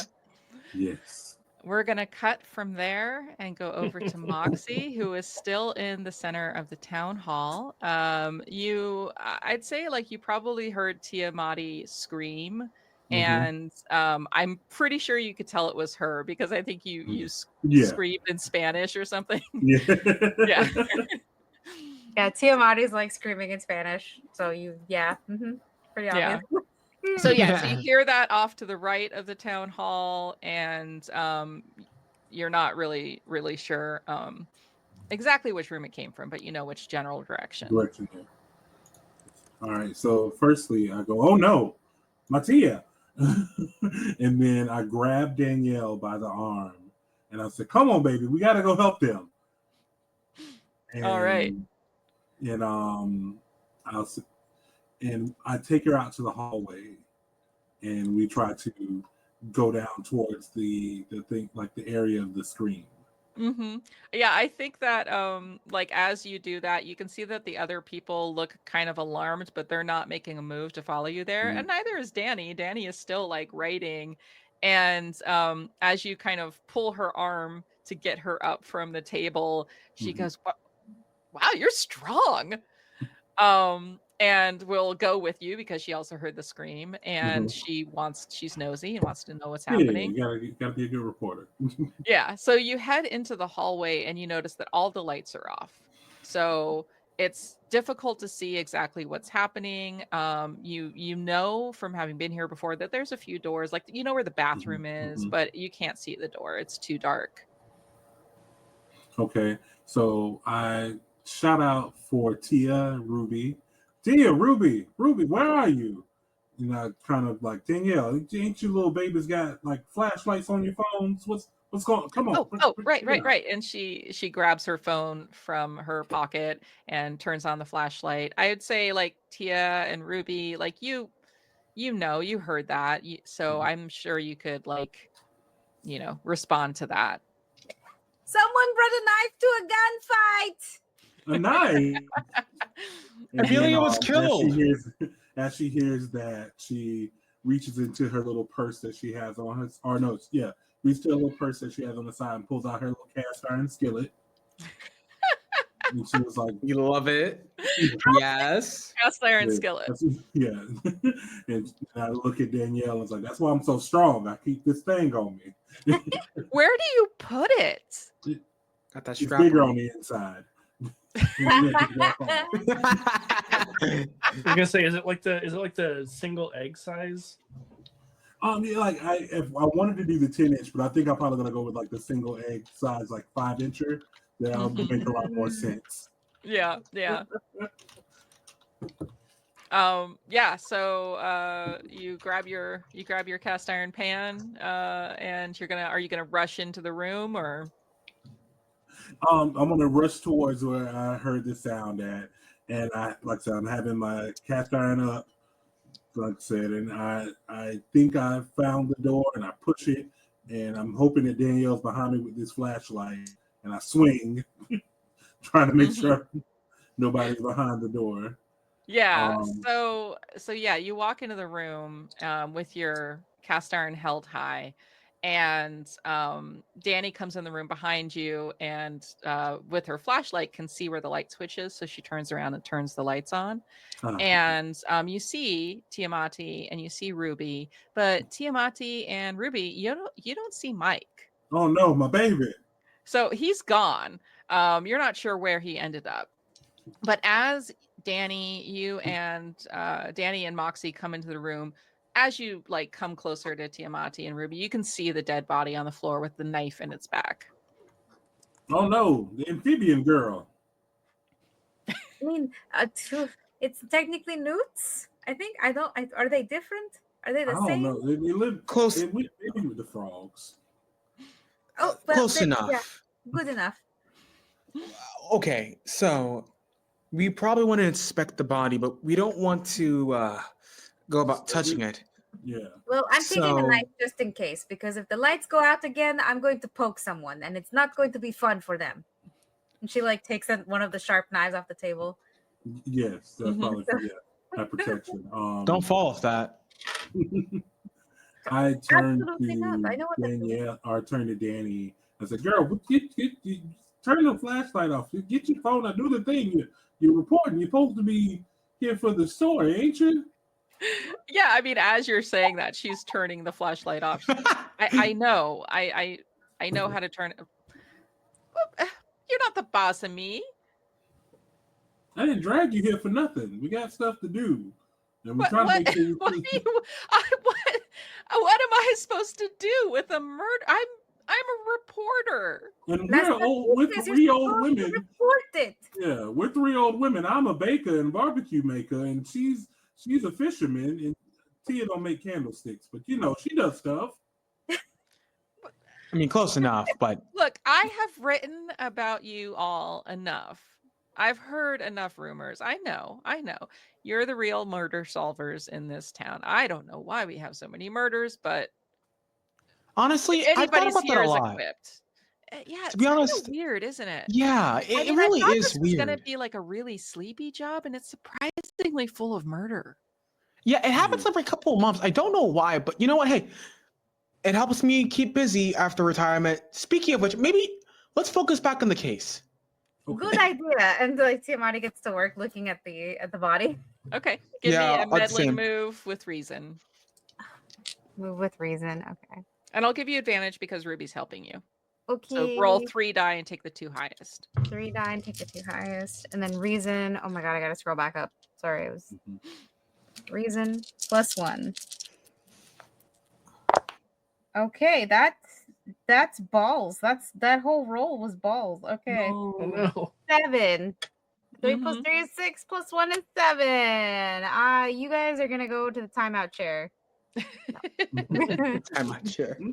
Yeah. 7's a partial success. Wait, is there something Yeah. that I'm trying to remember that can I? All right, once per session when the main says yeah. This reminds me of something that happened in Amanda Delacourt. Oh, Finally. Uh-huh. what volume? I'm so excited. I'm thinking this was volume 18 because it was the wedding caper, and somebody was dead in the Yes, but they kitchen put. too. Oh, you found the clue in the cake. Yeah. Yes. Yes. It was in the kitchen. It was in the kitchen. Mm-hmm. Yeah. So you look, there is a cake in this room, surprisingly. Yeah, let me look up this move because it's never actually happened for me. So While you're looking that up, I need to know Uh-huh. what the actual name of this one is. The Golden Crown mystery move, I think. yeah, No, the no, Golden no, Crown no, Mystery. no. The name No. of this volume, like Yeah. Yeah. You because they need all have a specific name. Yeah. So, where? We come up with that name together, right? Yeah, Okay. yeah. So, well, let's see. Once per mystery, when any maven says, "This reminds me of something that happened to Amanda Delacourt," work with the other players to describe how something is happening in the situation reminds the mavens of an event from the Gold Crown Mysteries. You need the name, the problem or situation Amanda found herself in that is similar to what you're experiencing, and how Amanda eventually overcame the problem or resolved the situation. Okay. Okay. So we got the name. Or You we got the said volume. volume So, 18, yeah. and you said is that a wedding? What was the name of the book? the name of the book was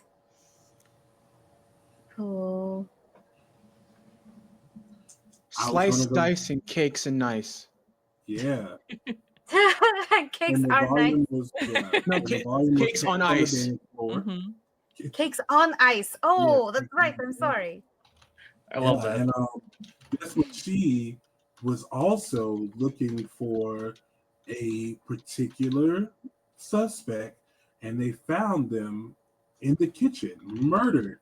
And she saw that something was a little bit amiss with the cake from the caterer. So that's what I'm thinking is happening. Mm-hmm. Okay.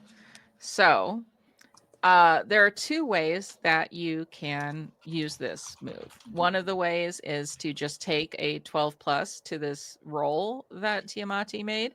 The other is to just tell me something that's true. I know that's very open-ended, but Do you want to take the success, or do you want to make something up? That's so tempting. It's so Yeah. tempting. yeah. State a fact about the current situation that the keeper must incorporate. Okay. Either we take the plus 12 on your roll, or we must state a fact. What? Oh no, we froze. Oh no. Here we go. We're back. Can you hear us? Yeah. Yes. All right. Still What can we state as a fact that we could? Because Well, from the what's going clues that we to- have, What's going to No. help us more in this moment? Do we want the plus 12 to give the automatic success for the roll and give us a clue, or do we just want to state the fact? I think getting a clue will help us more in the long term. Stating a fact would be nicer, maybe like earlier on to help us focus the narrative. Also, because it's a 12 plus, so we would get 2 clues. Yes, oh, okay. we get Then 2 clues. let's go. Yeah. Because so it's 12 plus whatever you rolled. Yes. Mm-hmm. 12 plus. Nice. Okay. So the first thing you notice is that the knife that was in Amelia's back is gone. Mike. You roll her body over and you see she has something in her hand. It is where is that one again? Hello. Blessing. Sorry.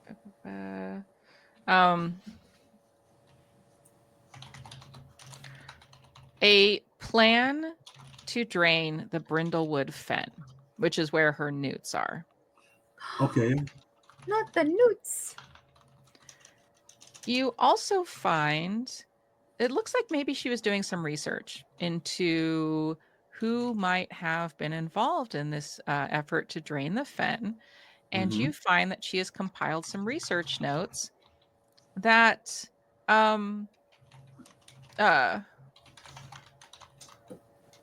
somebody, you think potentially the mayor, has been taking bribes.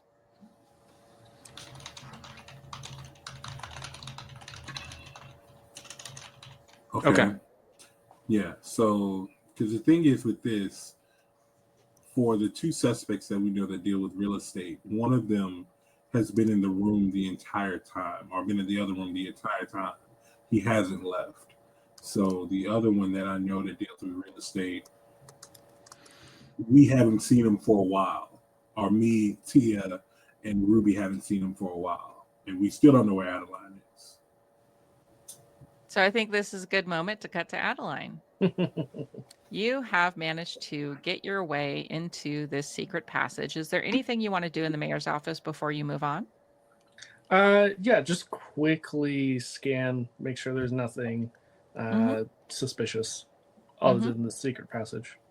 Right. So go ahead and give me a meddling move, and that's going to be with reason. Okay. Let's see. How about I don't do that? Because How about no? How about I don't say I did? What's your roll? well, it was a 5. Actually, because the MacGyver move gives me advantage on a roll, because I didn't have to roll for the door. Could I have advantage on this instead? Sorry, I thought the MacGyver move was like an automatic success. Ish.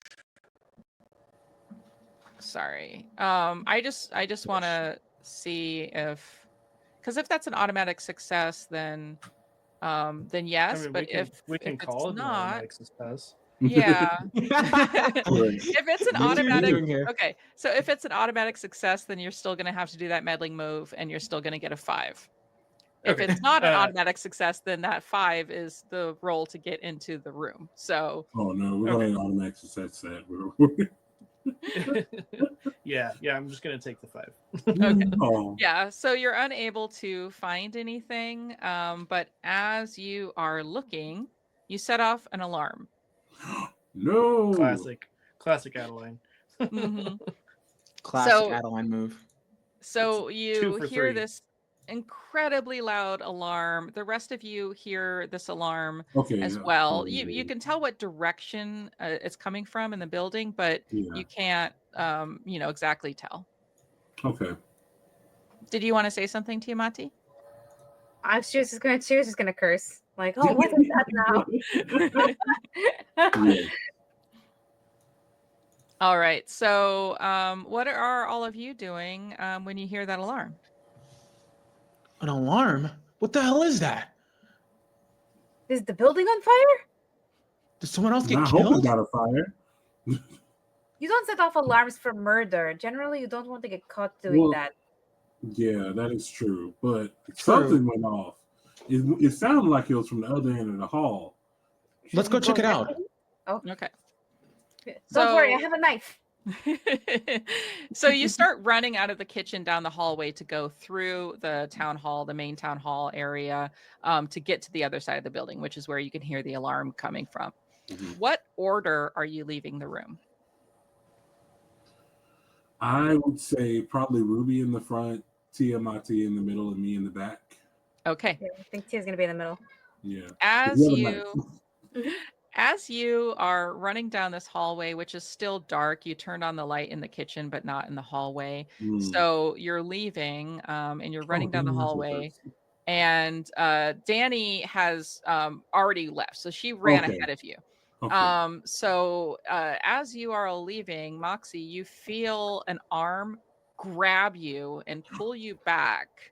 And we're going to cut over to Adeline, who is about to go through a secret door. For at least the second time. Yes. She's a big fan of secret doors. Except when they lead to weird semi-sex dungeon things like that one. Well, this is dungeon-esque. It is not a sex dungeon, at least as far as you can tell. You haven't walked into the room. It is dark but dim. Not completely dark like when the lights have been turned off in other places. And you see a staircase going down. Amazing. Just let's go. Power walking right down those stairs. As you walk down the stairs, you find yourself in a basement. So I am going to ask you a question about the basement. So when you get down the stairs, almost immediately, the first thing is you smell old wetness. There's gray, gloomy light coming in from the egress windows, those small windows up at the top. There's cardboard boxes full of forgotten junk and rat droppings. What hazard has developed here through neglect? Oh, black mold for sure. Oh. So yeah, you see there's mold climbing the walls. This is a gross, dingy, dirty place. And you step in through the doorway and you hear the door slide shut behind you. Oh no. And you find yourself alone in a room with both the mayor and Mariah. And Mariah pulls out a gun and looks Classic. like Of course she she is does. about to shoot you. Classic Mariah. We're going to cut from there and go back over to Moxie. Moxie, you are being dragged back into the hallway by an unseen hand. And it is very dark in this hallway. You can't tell who it is. Give me a, this is going to be a night move. Mhm. And what do you think is going to happen if you fail? If I fail, if I fail, it is going to be. No, sorry, I was reading No. chat. Sorry, Oh, continue. you good. If I fail, it's going to be the killer, and he's going to try and kill me next. Okay. How it's going to be worse than that is that you're not going to be the only one to die. One of your other mavens will also be killed. Okay. Please no. Please no. Man, Or at least I need to level attacked. up. I'll Don't say die. attacked. Yeah. Okay. Do you still want to continue? Yeah. Okay. So give me a roll plus vitality because you're trying Of to course, that's the only go one I don't against. have. I have a 10. Nice. Woo! Let's Amazing. go. Thank you so very much. I was so worried. Give I me- had a contingency plan for at least one of us because I didn't think you were going to hit me with somebody else will die with me. I also had a contingency plan just in case. Yeah, as you feel this arm kind of jerk you back into the hallway, you Mhm. turn around and you hear a whispered voice. It's Mike. Oh, And Mike says, hold on. I got scared. Look, I'm not trying to hurt you or anything. I don't. Can you just not tell anybody about the knife? baby, you almost got hit upside the head with a cast iron skillet. You can't be doing that. You can't be doing that. I'm sorry. What knife are you talking about, baby? Thank you. Now, we heard an alarm. Come on. I'm going to need your big old size. Come on. We got to go catch up with the rest of them. All right, yeah. And Mike will follow you. You run into the room after after Ruby and Tiamati and Danny also came into the room with you. And you find yourself alone. There's nobody else in the room. Danny Like me? stopped short. No. All of you are in there. So it's you and Mike and Danny and Tiamati and Ruby. But nobody else is in this room. And somebody set off this alarm. Who could that be? I guess I'll like step forward. I'll say, okay, y'all, this has to be a clear case of something doesn't look something is strange about this room. Everyone, get looking around the room. Whenever Adeline goes disappearing, it has something to do with some sort of strange missing door or something like that. So are we able to see the things like in the room, like as Adeline left them? Left things in the room? Because I know out of character we know she used the bust in the step or the bust in the medallion to bust open the room, but the door is closed. Like, are we able to see that stuff? Is it still dark or what? No. So you're currently in the main town hall room. And then from that town hall room, like you came in through the right side, you're looking at the left side because that is where the alarm is coming from. There's a hallway there and you see a door. the door that Adeline went into was off of the mayor's office, so you can't see through that door. Okay. All right. So then we're looking for anything in the town hall room, and you said nobody else is in there. Dan's not there, and okay. I think okay. I want to say that Moxie taps Mike on the shoulder and says that, hey, we need to go find out where Mayor Jeff and them went, and Adeline still ain't come back. I wanna check the office. Can you come with me? Yeah, I'll come with. Okay. So let's cut over there. Let's cut over to Adeline, who's walked into the basement as being faced with a gun. Nothing new. Yeah. Mariah holds the gun up to you and says, well, you just had to keep meddling, didn't you? Well, yeah. What we do. It is. She kind of cocks her head over to Mayor Jeff, and Mayor Jeff seems like the sub in this relationship. You don't know if it's sexual, but she is dominant over him. We love a subby man. Yeah. so there's almost like a nervousness there, like you're not sure if he's like 100% on shooting an old lady. Mariah is 100% going to try and shoot you. So I am going to need a night move from you to avoid getting shot, and you can decide how you're going to do it, like what skill you're going to use. But you need to tell me first, what do you think is going to happen if you fail? Oh, I'm gonna get shot in the face. I don't think it could get a whole lot worse than that. I would say you're going to get shot in the face and they're going to get away with it. Yeah. Oh no. Yeah, that would be worse. Oh, that would be terrible. That'd be horrible. So go ahead and make the roll. Yeah, I think I would try to use reason and try to reason with Jeff and just say, Jeff, you know you're not going to get away with this. Yeah, I will say that would be more presence than reason because you're influencing somebody through talking.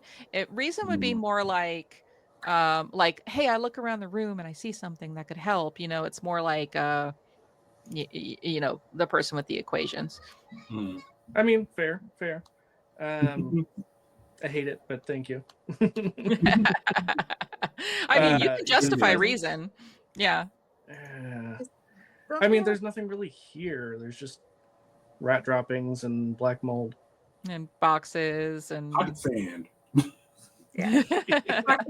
Pocket sand never. Pocket mold. I have a question. For funsies, didn't someone buy us a crown?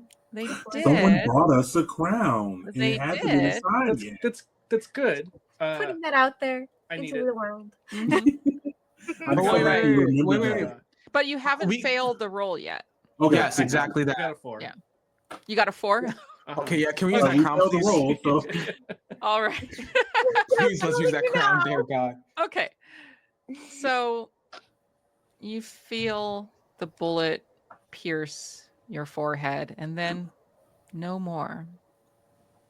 Everything is black.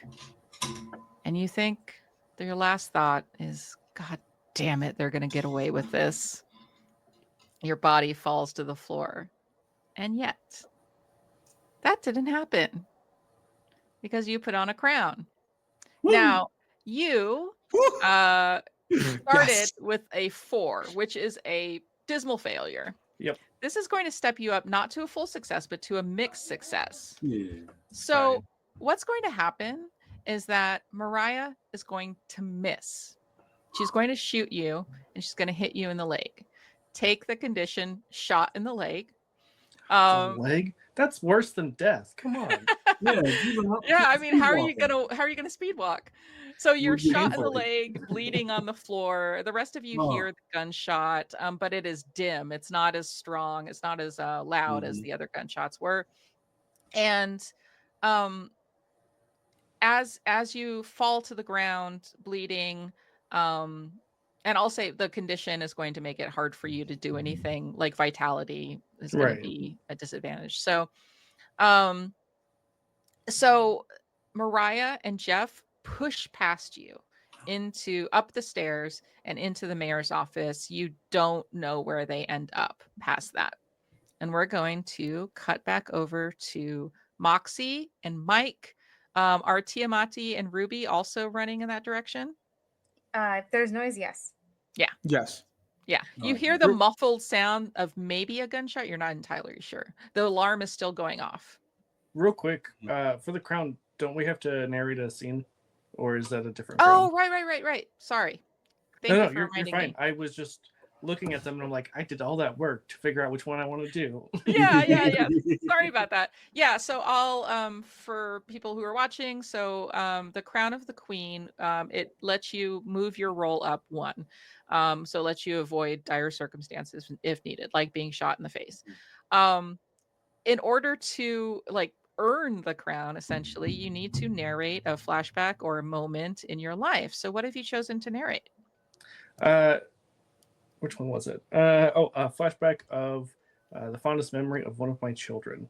Yeah, I think that as this gun is being pointed at Adeline, she just has this flashback, this memory of probably her youngest child, and just like remembering their first steps.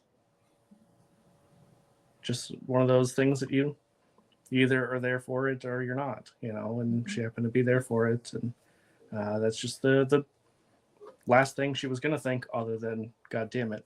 Because you were spot on. That was exactly what we were. All right. So the rest of you race towards the other end of the building. We have another crown, so let's find a way to use it. Woo! Yes.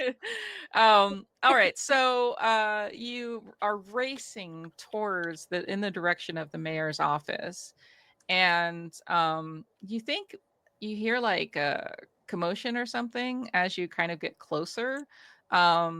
And it sounds like running, and maybe like running into something, like knocking something over in the hallway or something like that. And as you start to get there, you see Mariah come running out of the hallway, and she stops when she sees all of you, and then just takes off. Just keeps going, starts running towards the lobby. Wait. Okay, hear me out. At this point, Ruby sees this opportunity. He's like, okay, this is my time. I know what I need to do. And she's going to dig into like... Tiamati, do you have a tamale? Yes, I have a tamale. Of course. You know what you have to do. But do you pass me one? Yes, I passed you a tamale. And I'm gonna like try to like just like rip it and throw it at her. Not rip it, but like how a baseball player like throws a baseball. I'm gonna like punch it up. We'll rip up a perfectly good tamale. And before you finish, put it in half for you and hand you pieces.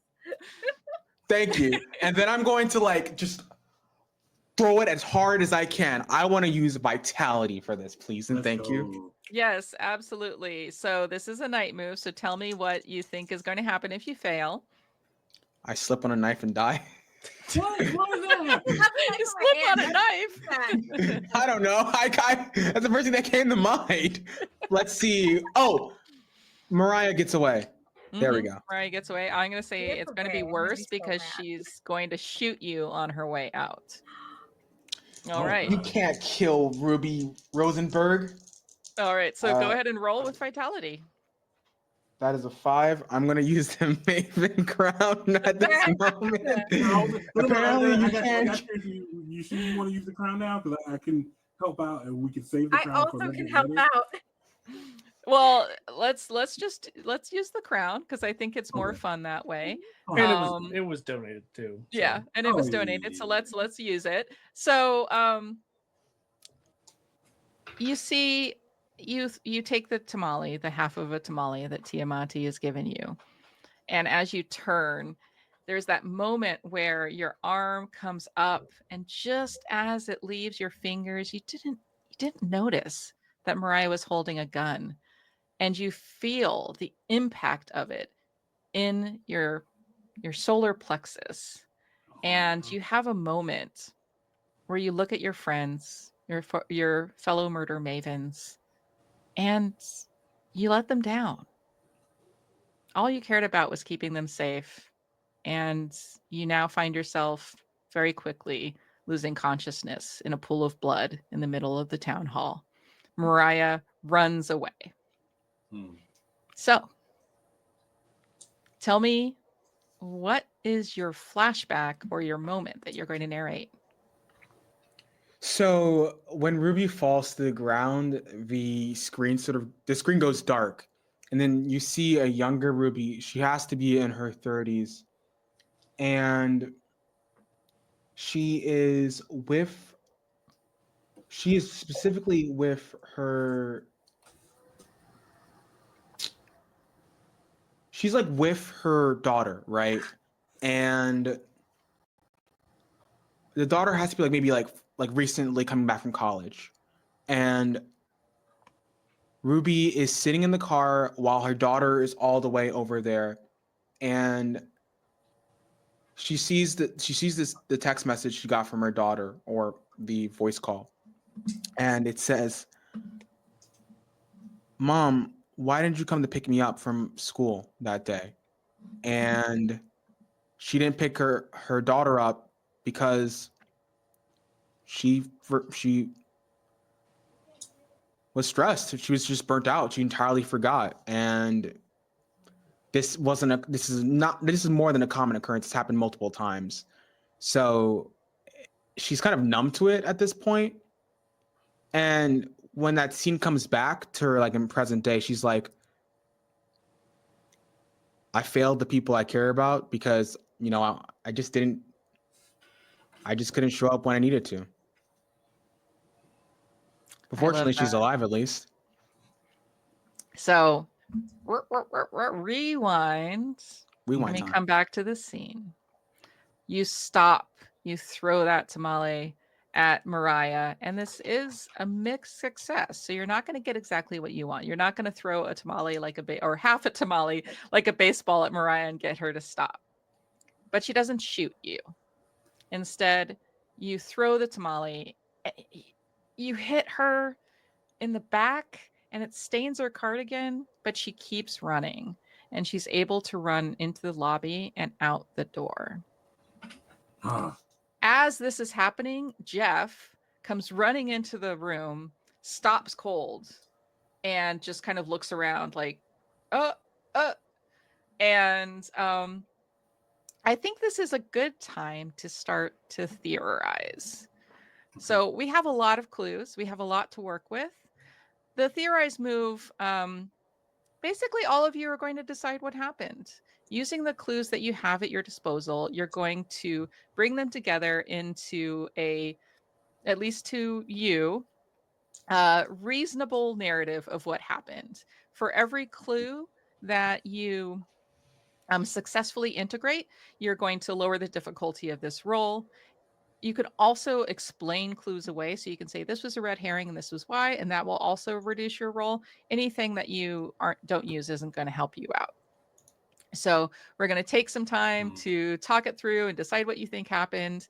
And I just want to take this moment to just put another shout out there that we are raising money for the TTRPGTok second annual MSF charity drive, raising money for Doctors Without Borders.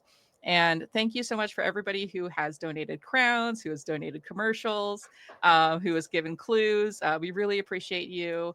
And this is a chance as well. If you want to make any last minute donations before we wrap this game up, please do so now. I'm going to give you the floor so that you can theorize. Okay. I know one that I think I want to say is a red herring is that the knife that disappeared from Amelia when the lights went out was probably Mike trying to clear his name. Hide it, because it was his knife from his set. So I want to see if that can be explained away. Yeah, I think you're right. I think that is a red herring. Agreed. Mm-hmm. I think I think that Ace might have been trying to cheat in the game to basically rig it so that he won. Hence the The deck dealer. right there, missing all the jacks. Yeah, Mm. dealer and I the think- cards, yeah. I think Ace having fleeced someone is probably related to the plan to drain the fin. Mm-hmm. Yes, and that has to deal with the mayor and his shady deals. Mhm. And I'm thinking that the person in the nude suit was the mayor. Yeah, I also And- think that Oh. I think that the villain is capitalism, but Yeah, always. Always. Always. but I Always. actually think that Mariah being both wealthy and related to the founders of Brindlewood Bay probably had something to do with getting rid of that disgusting fen, if you will, with those disgusting newts. Because that's Yeah. definitely something that's up her alley. Mhm. I want to say that Dan is somehow involved in this because of his deals, but he wants to modernize it.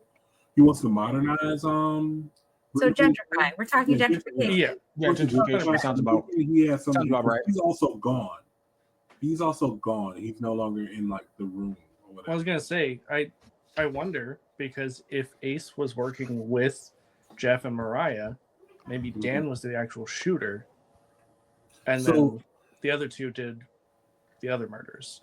I want to say that Tiamati actually said something that may have, how can I put it, may have been true, but did not get thought about a lot.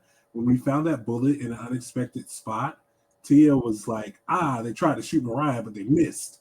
Right, What if and they missed. Mariah was the shooter who shot through like the little, like either the unexpected spot, chair Yeah. or something, the table, or something like that? And It that's was the there's only table. one bullet hole there, but he got shot twice. Mhm. Yeah, I was gonna say it's very again JFK. There was a second shooter. Yeah. Yeah, because the only two people that knew of this area of the secret entrance, right, were Mariah and Jeff. who was the other Jeff. fellow? Jeff. So I think Mariah and Jeff were in on it. Mhm. Jeff is gone, right? He No, Jeff- he's No. frozen in front of us. Yeah, And I'm Mariah. about to stick mic on him. Yeah, so I think Jeff and Mariah were definitely working together. They had some sort of like romantic ties together, Mhm. which is why Jeff was in the outfit. Mhm. And I think the reason that they killed Amelia was because Amelia was too much in on it because she was just curious, right? She was like invested in the nudes. So yeah, she was No. going to probably expose them. She to probably what they figured were out doing. too much. Yeah. Yeah, Yeah. she was Because gonna they be shot protesting the we fin don't know, getting but they drained. shot Adelaide because she kept meddling, right? So they try And- to eliminate anybody who gets too in on it. yes. So So why the which is- knife instead of a gun, though? If you have a gun, that's much faster and more efficient than a knife. It's louder. bullet Yeah, casing. It's louder. Yeah, bullet casing as well. Because I remember I think it's that 'cause- bullet casing. Mhm. I think it's because maybe she understood she had bullet casings written with her. She's cocky, right? Yeah, She's yeah. cocky enough and she's rich enough where she believes she won't get caught because she's doing wrong behavior and just shitty behavior. So she writes her name on the bullet casings. She Mhm. works with Jeff. She knows all the ins and outs of the building. Mhm. She knows she can't get caught. That's why she was able to escape so easily. Mhm. How and which is why she's okay with using a knife as well on Amelia. So See, she I- used the knife. Go ahead. I was gonna say I don't know that it was like a written name, as in It someone was actually something, you know. the scribble was something scribbled on it, they said. A name scrawled on it, but we can't make it. Can't make out what it is. Also Yeah, could have it been, is like, not a manufacturer's- Okay. Technically, I'll Oh. just say some of the Oh. things you're talking about are That was not just a no. technically clues because that So- was a failure. Oh. Okay, yeah. All right, so Okay. I would say because with the clues that we do have, like I said, we found the fin plan, the bullet casing on the body, the name scrawled on the bullet casing. Yeah, we'll cross that out. Copyrighted photo, deck of cards that were marked, unexpected bullet hole location. So I'm thinking because again, we don't know the organization that Ace was playing for. And I also think the mayor had a kind of weird organization or charity he was playing for too. They may have been working together to win, but then, like I said, Ace fleeced them out of some property or dealings that he had, and they were trying to eliminate loose ends. Hear me out. What if they were rigging the poker tournament so that they would win the money and then use that money to drain the drain the fen? Like that's how they were going to fund this Yes. endeavor. Oh. And Amelia was too close to this tie. She wasn't actually interested in draining it. She was interested in her nuke thing, but she was Well, too yeah. close to this issue Well, and because got draining killed it for would it. affect Like, the what if she had figured out something was wrong with the fen and like hadn't quite gotten there yet, but she was too much of a flight risk, if you will? Yeah, Yes, again, exactly she's that. a loose end. She's a loose end. Well, because draining the fen would affect the newts. So I mean, she would be trying to stop. And they that. wouldn't have a habitat. Yeah. Yep. Yeah. But what about Dan? I think he's also red herring because again, like he wants to modernize it or whatever, but I don't think he was in on this plan. Listen, Yeah. if Dan's a real estate agent, he's not going to profit off of fen unless he's putting an apartment complex Yeah. on it. So I do think that he's a red herring. He's Agreed. probably going to go gentrify some downtown area of Yeah, he's Brindlewood. trying to get rid of the founders. Every other He's trying to get rid of the founder spaces who Yeah. Mariah is also connected to. Agreed. Yeah. And I think Daniela and Tony are just irrelevant to this entirely. Danielle's just a reporter in over her head. She probably was here to write a fluff piece, and now she's getting the whole murder case. So Now she's like, somebody got stabbed, somebody got Right. shot. It's a good time. 2 people got shot. Excuse Right. me. Two people got shot, technically. 3 people if you count Ruby. 3 as people. well. yeah, That's true. That's true. I Yeah, we just want- survived. To Colt Yeah. Seavers, this lady. All So right. So, how many clues have you incorporated or otherwise explained away? I think we So- explained away the knife. Ace has fleeced someone. The We knife was explained- not a clue, by the way. Okay, that wasn't The knife okay. was just a thing that happened. Oh, cross that Okay. one out then. All right. So we technically have 6 clues. So we can Okay. strike that Yeah. out. I think we've incorporated all of them. Yeah, Okay. pretty much. So let me just do the numbers. Well, because the sliding door, is obviously like their way of trying to sneak around and do their shady Mhm. business. Mhm. Okay. Well, so you said you have 6 clues? Yes. Wait, can I count? 1, 2, 1, 2, 3, 3, 4, 4, 5. 5. Yeah. Wait, 1, 2. a bullet hole in unexpected Oh. location. There we go. There we Yeah. Yeah. 6. Okay. So, you have 6 clues. We're going to subtract half of the complexity of this mystery. For anyone watching, this is the mechanic. So the Okay. complexity of this mystery was a 6, so we're going to subtract 3 from 6, giving you a +3 to this roll. Okay. One of you is going to roll, and based on the results, we're going to decide whether or not you are right. Who's been So having the best who- rolls all night? Who would like to roll? All Yeah, right, let's go. Yamati, roll a 2d6 plus 3. Come on, come on, come on, come on. 2d6 + 3. Come on. Maybe he needs a new pair of shoes. Let's go. A new pair of chanclas. Oh no. No. Don't say No. that. Shit, guys. Oh well. The 2 and a 1 for a 3. Oh, for that's a bad. 6 total. You gotta That's really sit. bad. Oh, Yeah, ouch. shit. Should have let me Ouch. keep Seavers. They betrayed us Okay. at this one junction. We were doing good all night with her. Yep, doing great. And then it was like, nope, LOL. Oh well. Anyone want to donate so we don't Right? fail You want us to this? donate Yeah, I would and love save- for like Yeah. save this Because roll? we could die from. We could all that. die. failing the Mhm. mystery. Yeah. Die? Well, we I will wouldn't die. We say- just get arrested. Well, no, we could. Is die. there a crown left to help? No, there is not. Well, okay, so this No. is what I'll say. The crowns that were donated Mhm. were donated in addition to the crowns that you would normally have. Each of Oh, you would okay. have a crown, right? Yeah. So these were like extra crowns that were donated. Oh, and I think mean, I we would have a put all thing. the If crowns nobody's on this. used our normal game crowns, we can Yeah, we use the Right, game crowns. a right. super So super duper. if everybody uses their crowns, Mhm. then the mystery, you were correct. So we do all have to narrate our scene Mhm. though. So Yes, yeah. Okay. So I have to pick what From your character sheet, pick crown one was of on those me, prompts. right? Yeah. All right. I think I have my crown.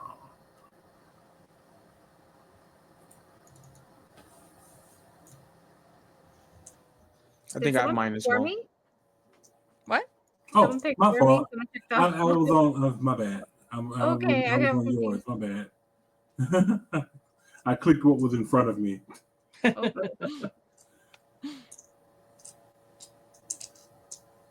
All right. Whoever's ready. Babo, did you have one? You said. Yeah, I got one. I'm ready. Like I said, I didn't want. Oh yeah. So, Go ahead. I picked a flashback of your fondest memory with your late partner. My late partner was named Charles. He and I met one day at the beach, but my best memory I had with Charles was when we went to our first barbecue competition together. We were a little trailer that we tried our best to get best in show, but we only blue ribboned in ribs, and we took home a second place in chicken, and we were at least on the podium for third place for brisket. We did overall a third place for our first barbecue competition. It was such a lovely time. And what made me dedicate my retirement dream of opening up my barbecue bakery and bookstore next door. Love that. All right. Who has one now? Tiamati, Ruby? yes. Tiamati has it's a memory of her in her at her dining room table, and spread out across the table are all of these photographs of her children and grandchildren, and then a wooden sort of frame where she is making a collage of these precious moments with her children and her grandchildren in various stages of like when her kids were like one, when they got married, things like when her grandbabies were born, spending time with her grandbabies, things of that nature, just very carefully being cut and fit into place into a giant family collage. I love that. All right. Ruby. Aw. I think for Ruby, I'm going to choose a scene in the present day showing a private side of you. Ruby's never been much of an artist, very much like a go-getter nature type. But in the Brindlewood Bay bookstore in the back, right, where the supply closet is, there's a little cubby, and there is a painting she's been working on. And it has a picture of all the mavens she has met, and she like occasionally like works on it together, and she like just puts more friends and names on it. And I think like the day before she got here, a couple hours before, she put like Tiamati and Moxie, and she like added new members. Hope everything goes okay. Oh, Oh, that's so sweet. All Island's right. already there, so it's fine. So you're right about this criminal conspiracy. Oh, And you, sorry? Adeline has Oh, one. I'm sorry. I'm sorry. Go ahead. I'm sorry. I was like, oh, you already did one, but No, This is a new one. yeah, earlier, a new one. crown. This is the individual So- crown. Yeah. For this one, I picked a scene in the present day showing how you satisfy your physical desires. So, one of our non-streamed games, Alana, who I am totally blanking on their character's name now because it's been a minute. Oh, yeah, they just said it's on the spreadsheet, but they can't remember. Anyway, insert name here. And Adeline are like in a darkened room. There's the pottery wheel. It's very much the scene from Ghost, but just two old women. And as it starts to get a little steamy, we fade to black. Nice. All right. Spicy. I love that. Okay. You were right. Yay. Oh, Mavis. Woo! Oh, Mavis and Adeline sitting in a tree. Mhm. So yeah, so you were right. You found the right person. However, Mariah is running out the door. I think we have a moment here where a chancla could come in handy. I It swear to God, would. if I don't get the cold fevers, I'm gonna lose my shit.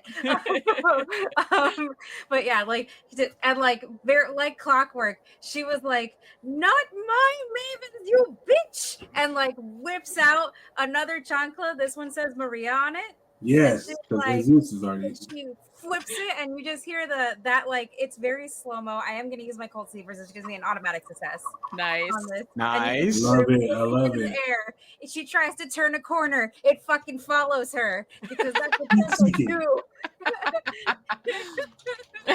And just whap across the back of the head. Love it. Mariah just splat right on her face. And I'll say, Yeah. Adeline, you managed to find something in the mayor's office to staunch your wounds and have wrapped up Mhm. your leg. You come Oh, it's the limping up in medal. It's the medal. Yeah, it's the medal. Yeah. Yeah. Yeah. You have a gold medal hanging from a ribbon tied around your bleeding leg, already soaked with blood. Lord. And you kind of like stumble up the stairs just in time to look through the lobby and see Mariah, the chancla, in slow motion hitting her in the back of the head as she collapses on her face. And That's at right. that moment, Sheriff Bridges Of course he does. shows up in his squad car and says, "Ah, another mystery solved." Now, where have you been? Hello. Can we at least get some credit this time around? Tiamati just like puts her hands on her hips, grandma style, and says, "Mijo, pero dónde estabas? Where have you been? Look at this mess." And I think there we're going to fade out and the credits will roll. So let's Woo! do the credits. Woo! Thank you so much, Star. That was fantastic. Oh, Oh, man, great. that was so Thank Thank fun. you so much, Star. It was a lot of thank fun you, having Star. all of you to play with. Yay. So, Rain, do you want to take us out? Yeah, I was gonna say, if y'all want to one more time, just tell everyone where we can find you. Bobble, you want to start us off again? Yeah. Of course, as I told you guys, I'm your friendly neighborhood nerd. You can find me anywhere that you can go on the interwebs at Bobo FNN. That's Bobo BOBBO FNN for the neighborhood nerd. I have a YouTube, I have a Twitch, I have a Patreon. If you guys want to come join me on my Patreon, I do a lot of podcasting and a lot of like reactions and reviews and stuff like that. It is patreon.com/Bobo. And as well, I have a Twitch. If you guys follow the link tree or whatever, it'll give you all my stuff. I've been writing, I've been showing my face, I've been blabbing. I'll probably be talking about this whole D&D session on tomorrow's Kicking It with my audience. But yeah, come on through. Yay! Hell yeah. Who do you want popcorn to? Let's go to Bloody Disposition. Perfect. Alrighty, folks. I'm your old queer maven enjoyer, Blurty Disposition, and I'm a YouTuber, content creator. And you can find me, if you saw in the Nightbot chat, at my link tree, but I'm mainly on YouTube and Blue Sky. I create video essay content on tabletop games, usually indie games. So you can definitely catch me there. And I'll popcorn that over to Tiamati. Hey everybody, my name is Vixie Bell, and I've been your friendly neighborhood player here at the table tonight. Thank you for having me. Thank you for a great game, Star. And you can find me. My link tree is up in the chat, I'm sure, as well. You can also find me over at the Pocket Dragon Pub, where we run streams and more games, and more where I run them sometimes, and where I play sometimes as well. And you'll catch me in other places too, like the Happy Jacks RPG Network, Dinner and a Game, and a bunch of other places. But you can also find me on social media as well, where I tell you where you can find even more of this space. So yeah, and I'm gonna popcorn it back over to Star. Well, I am Star. You can follow me in my podcast, Characters Without Stories, where I interview people about characters they haven't had a chance to play yet. And I just started season 4, so the first episode's out. There'll be another episode this weekend. And I am. You can find me. I'm primarily on Blue Sky. You can also watch all of the podcast episodes on YouTube and anywhere you find podcasts. And I'm going to kick it over to Ray. Yeah, absolutely. So again, thank you so much, Star, for running this. Still, thank you for introducing me to this game. It is one of my top 3 TTRPGs of all time. I love this game so much. Thank you all for coming and playing. Flirty, as always, it's a pleasure. Always enjoy getting to play with you. But it was also super fun getting to meet both Bobo and Vixie. Our first time playing together. Hopefully not the last. I do want to quickly, I was so exhausted for stream yesterday that I couldn't remember the other thing that I am sort of doing. I'm not physically involved in it, but starting Saturday on the 1st, let me do the link in the chat because I will forget otherwise. The Black History Month streams start, and I'm going to be involved in that as a tech producer. So my face will not be on it because I'm not Black. I don't need to be the one who is being elevated. So I will be there behind the scenes. I'll be in the chat harassing people, I'm sure. But yeah, definitely make sure to check out those streams. And we'll be back on Sunday with more. I will be running Brindlewood Bay, and I'm super excited. Otherwise, anyone have anything else that they want to plug? Well, just the charity is going on until tomorrow's the last day. So tomorrow's your last chance. There's still some really great rewards. So I recommend you checking that out. I am a Tabletop Titan, but I think everybody else should plug who they're supporting, which teams they're on. Tabletop Titans right here. So, donate to us. Yeah, of course, like I told you guys, Just Dice in the link. Mm-hmm. Yeah, Just Dice, and then of course the XP men. So yeah. Otherwise, I'm gonna kick us over to the outro screen. I'm gonna raid one of our good friends. If all of you players would like to stick around for just a little bit while the raid goes out, would love to just do a quick debrief after the session. But anyway, we will see you all next time. Thanks for joining. Bye. Bye, everyone. Ciao.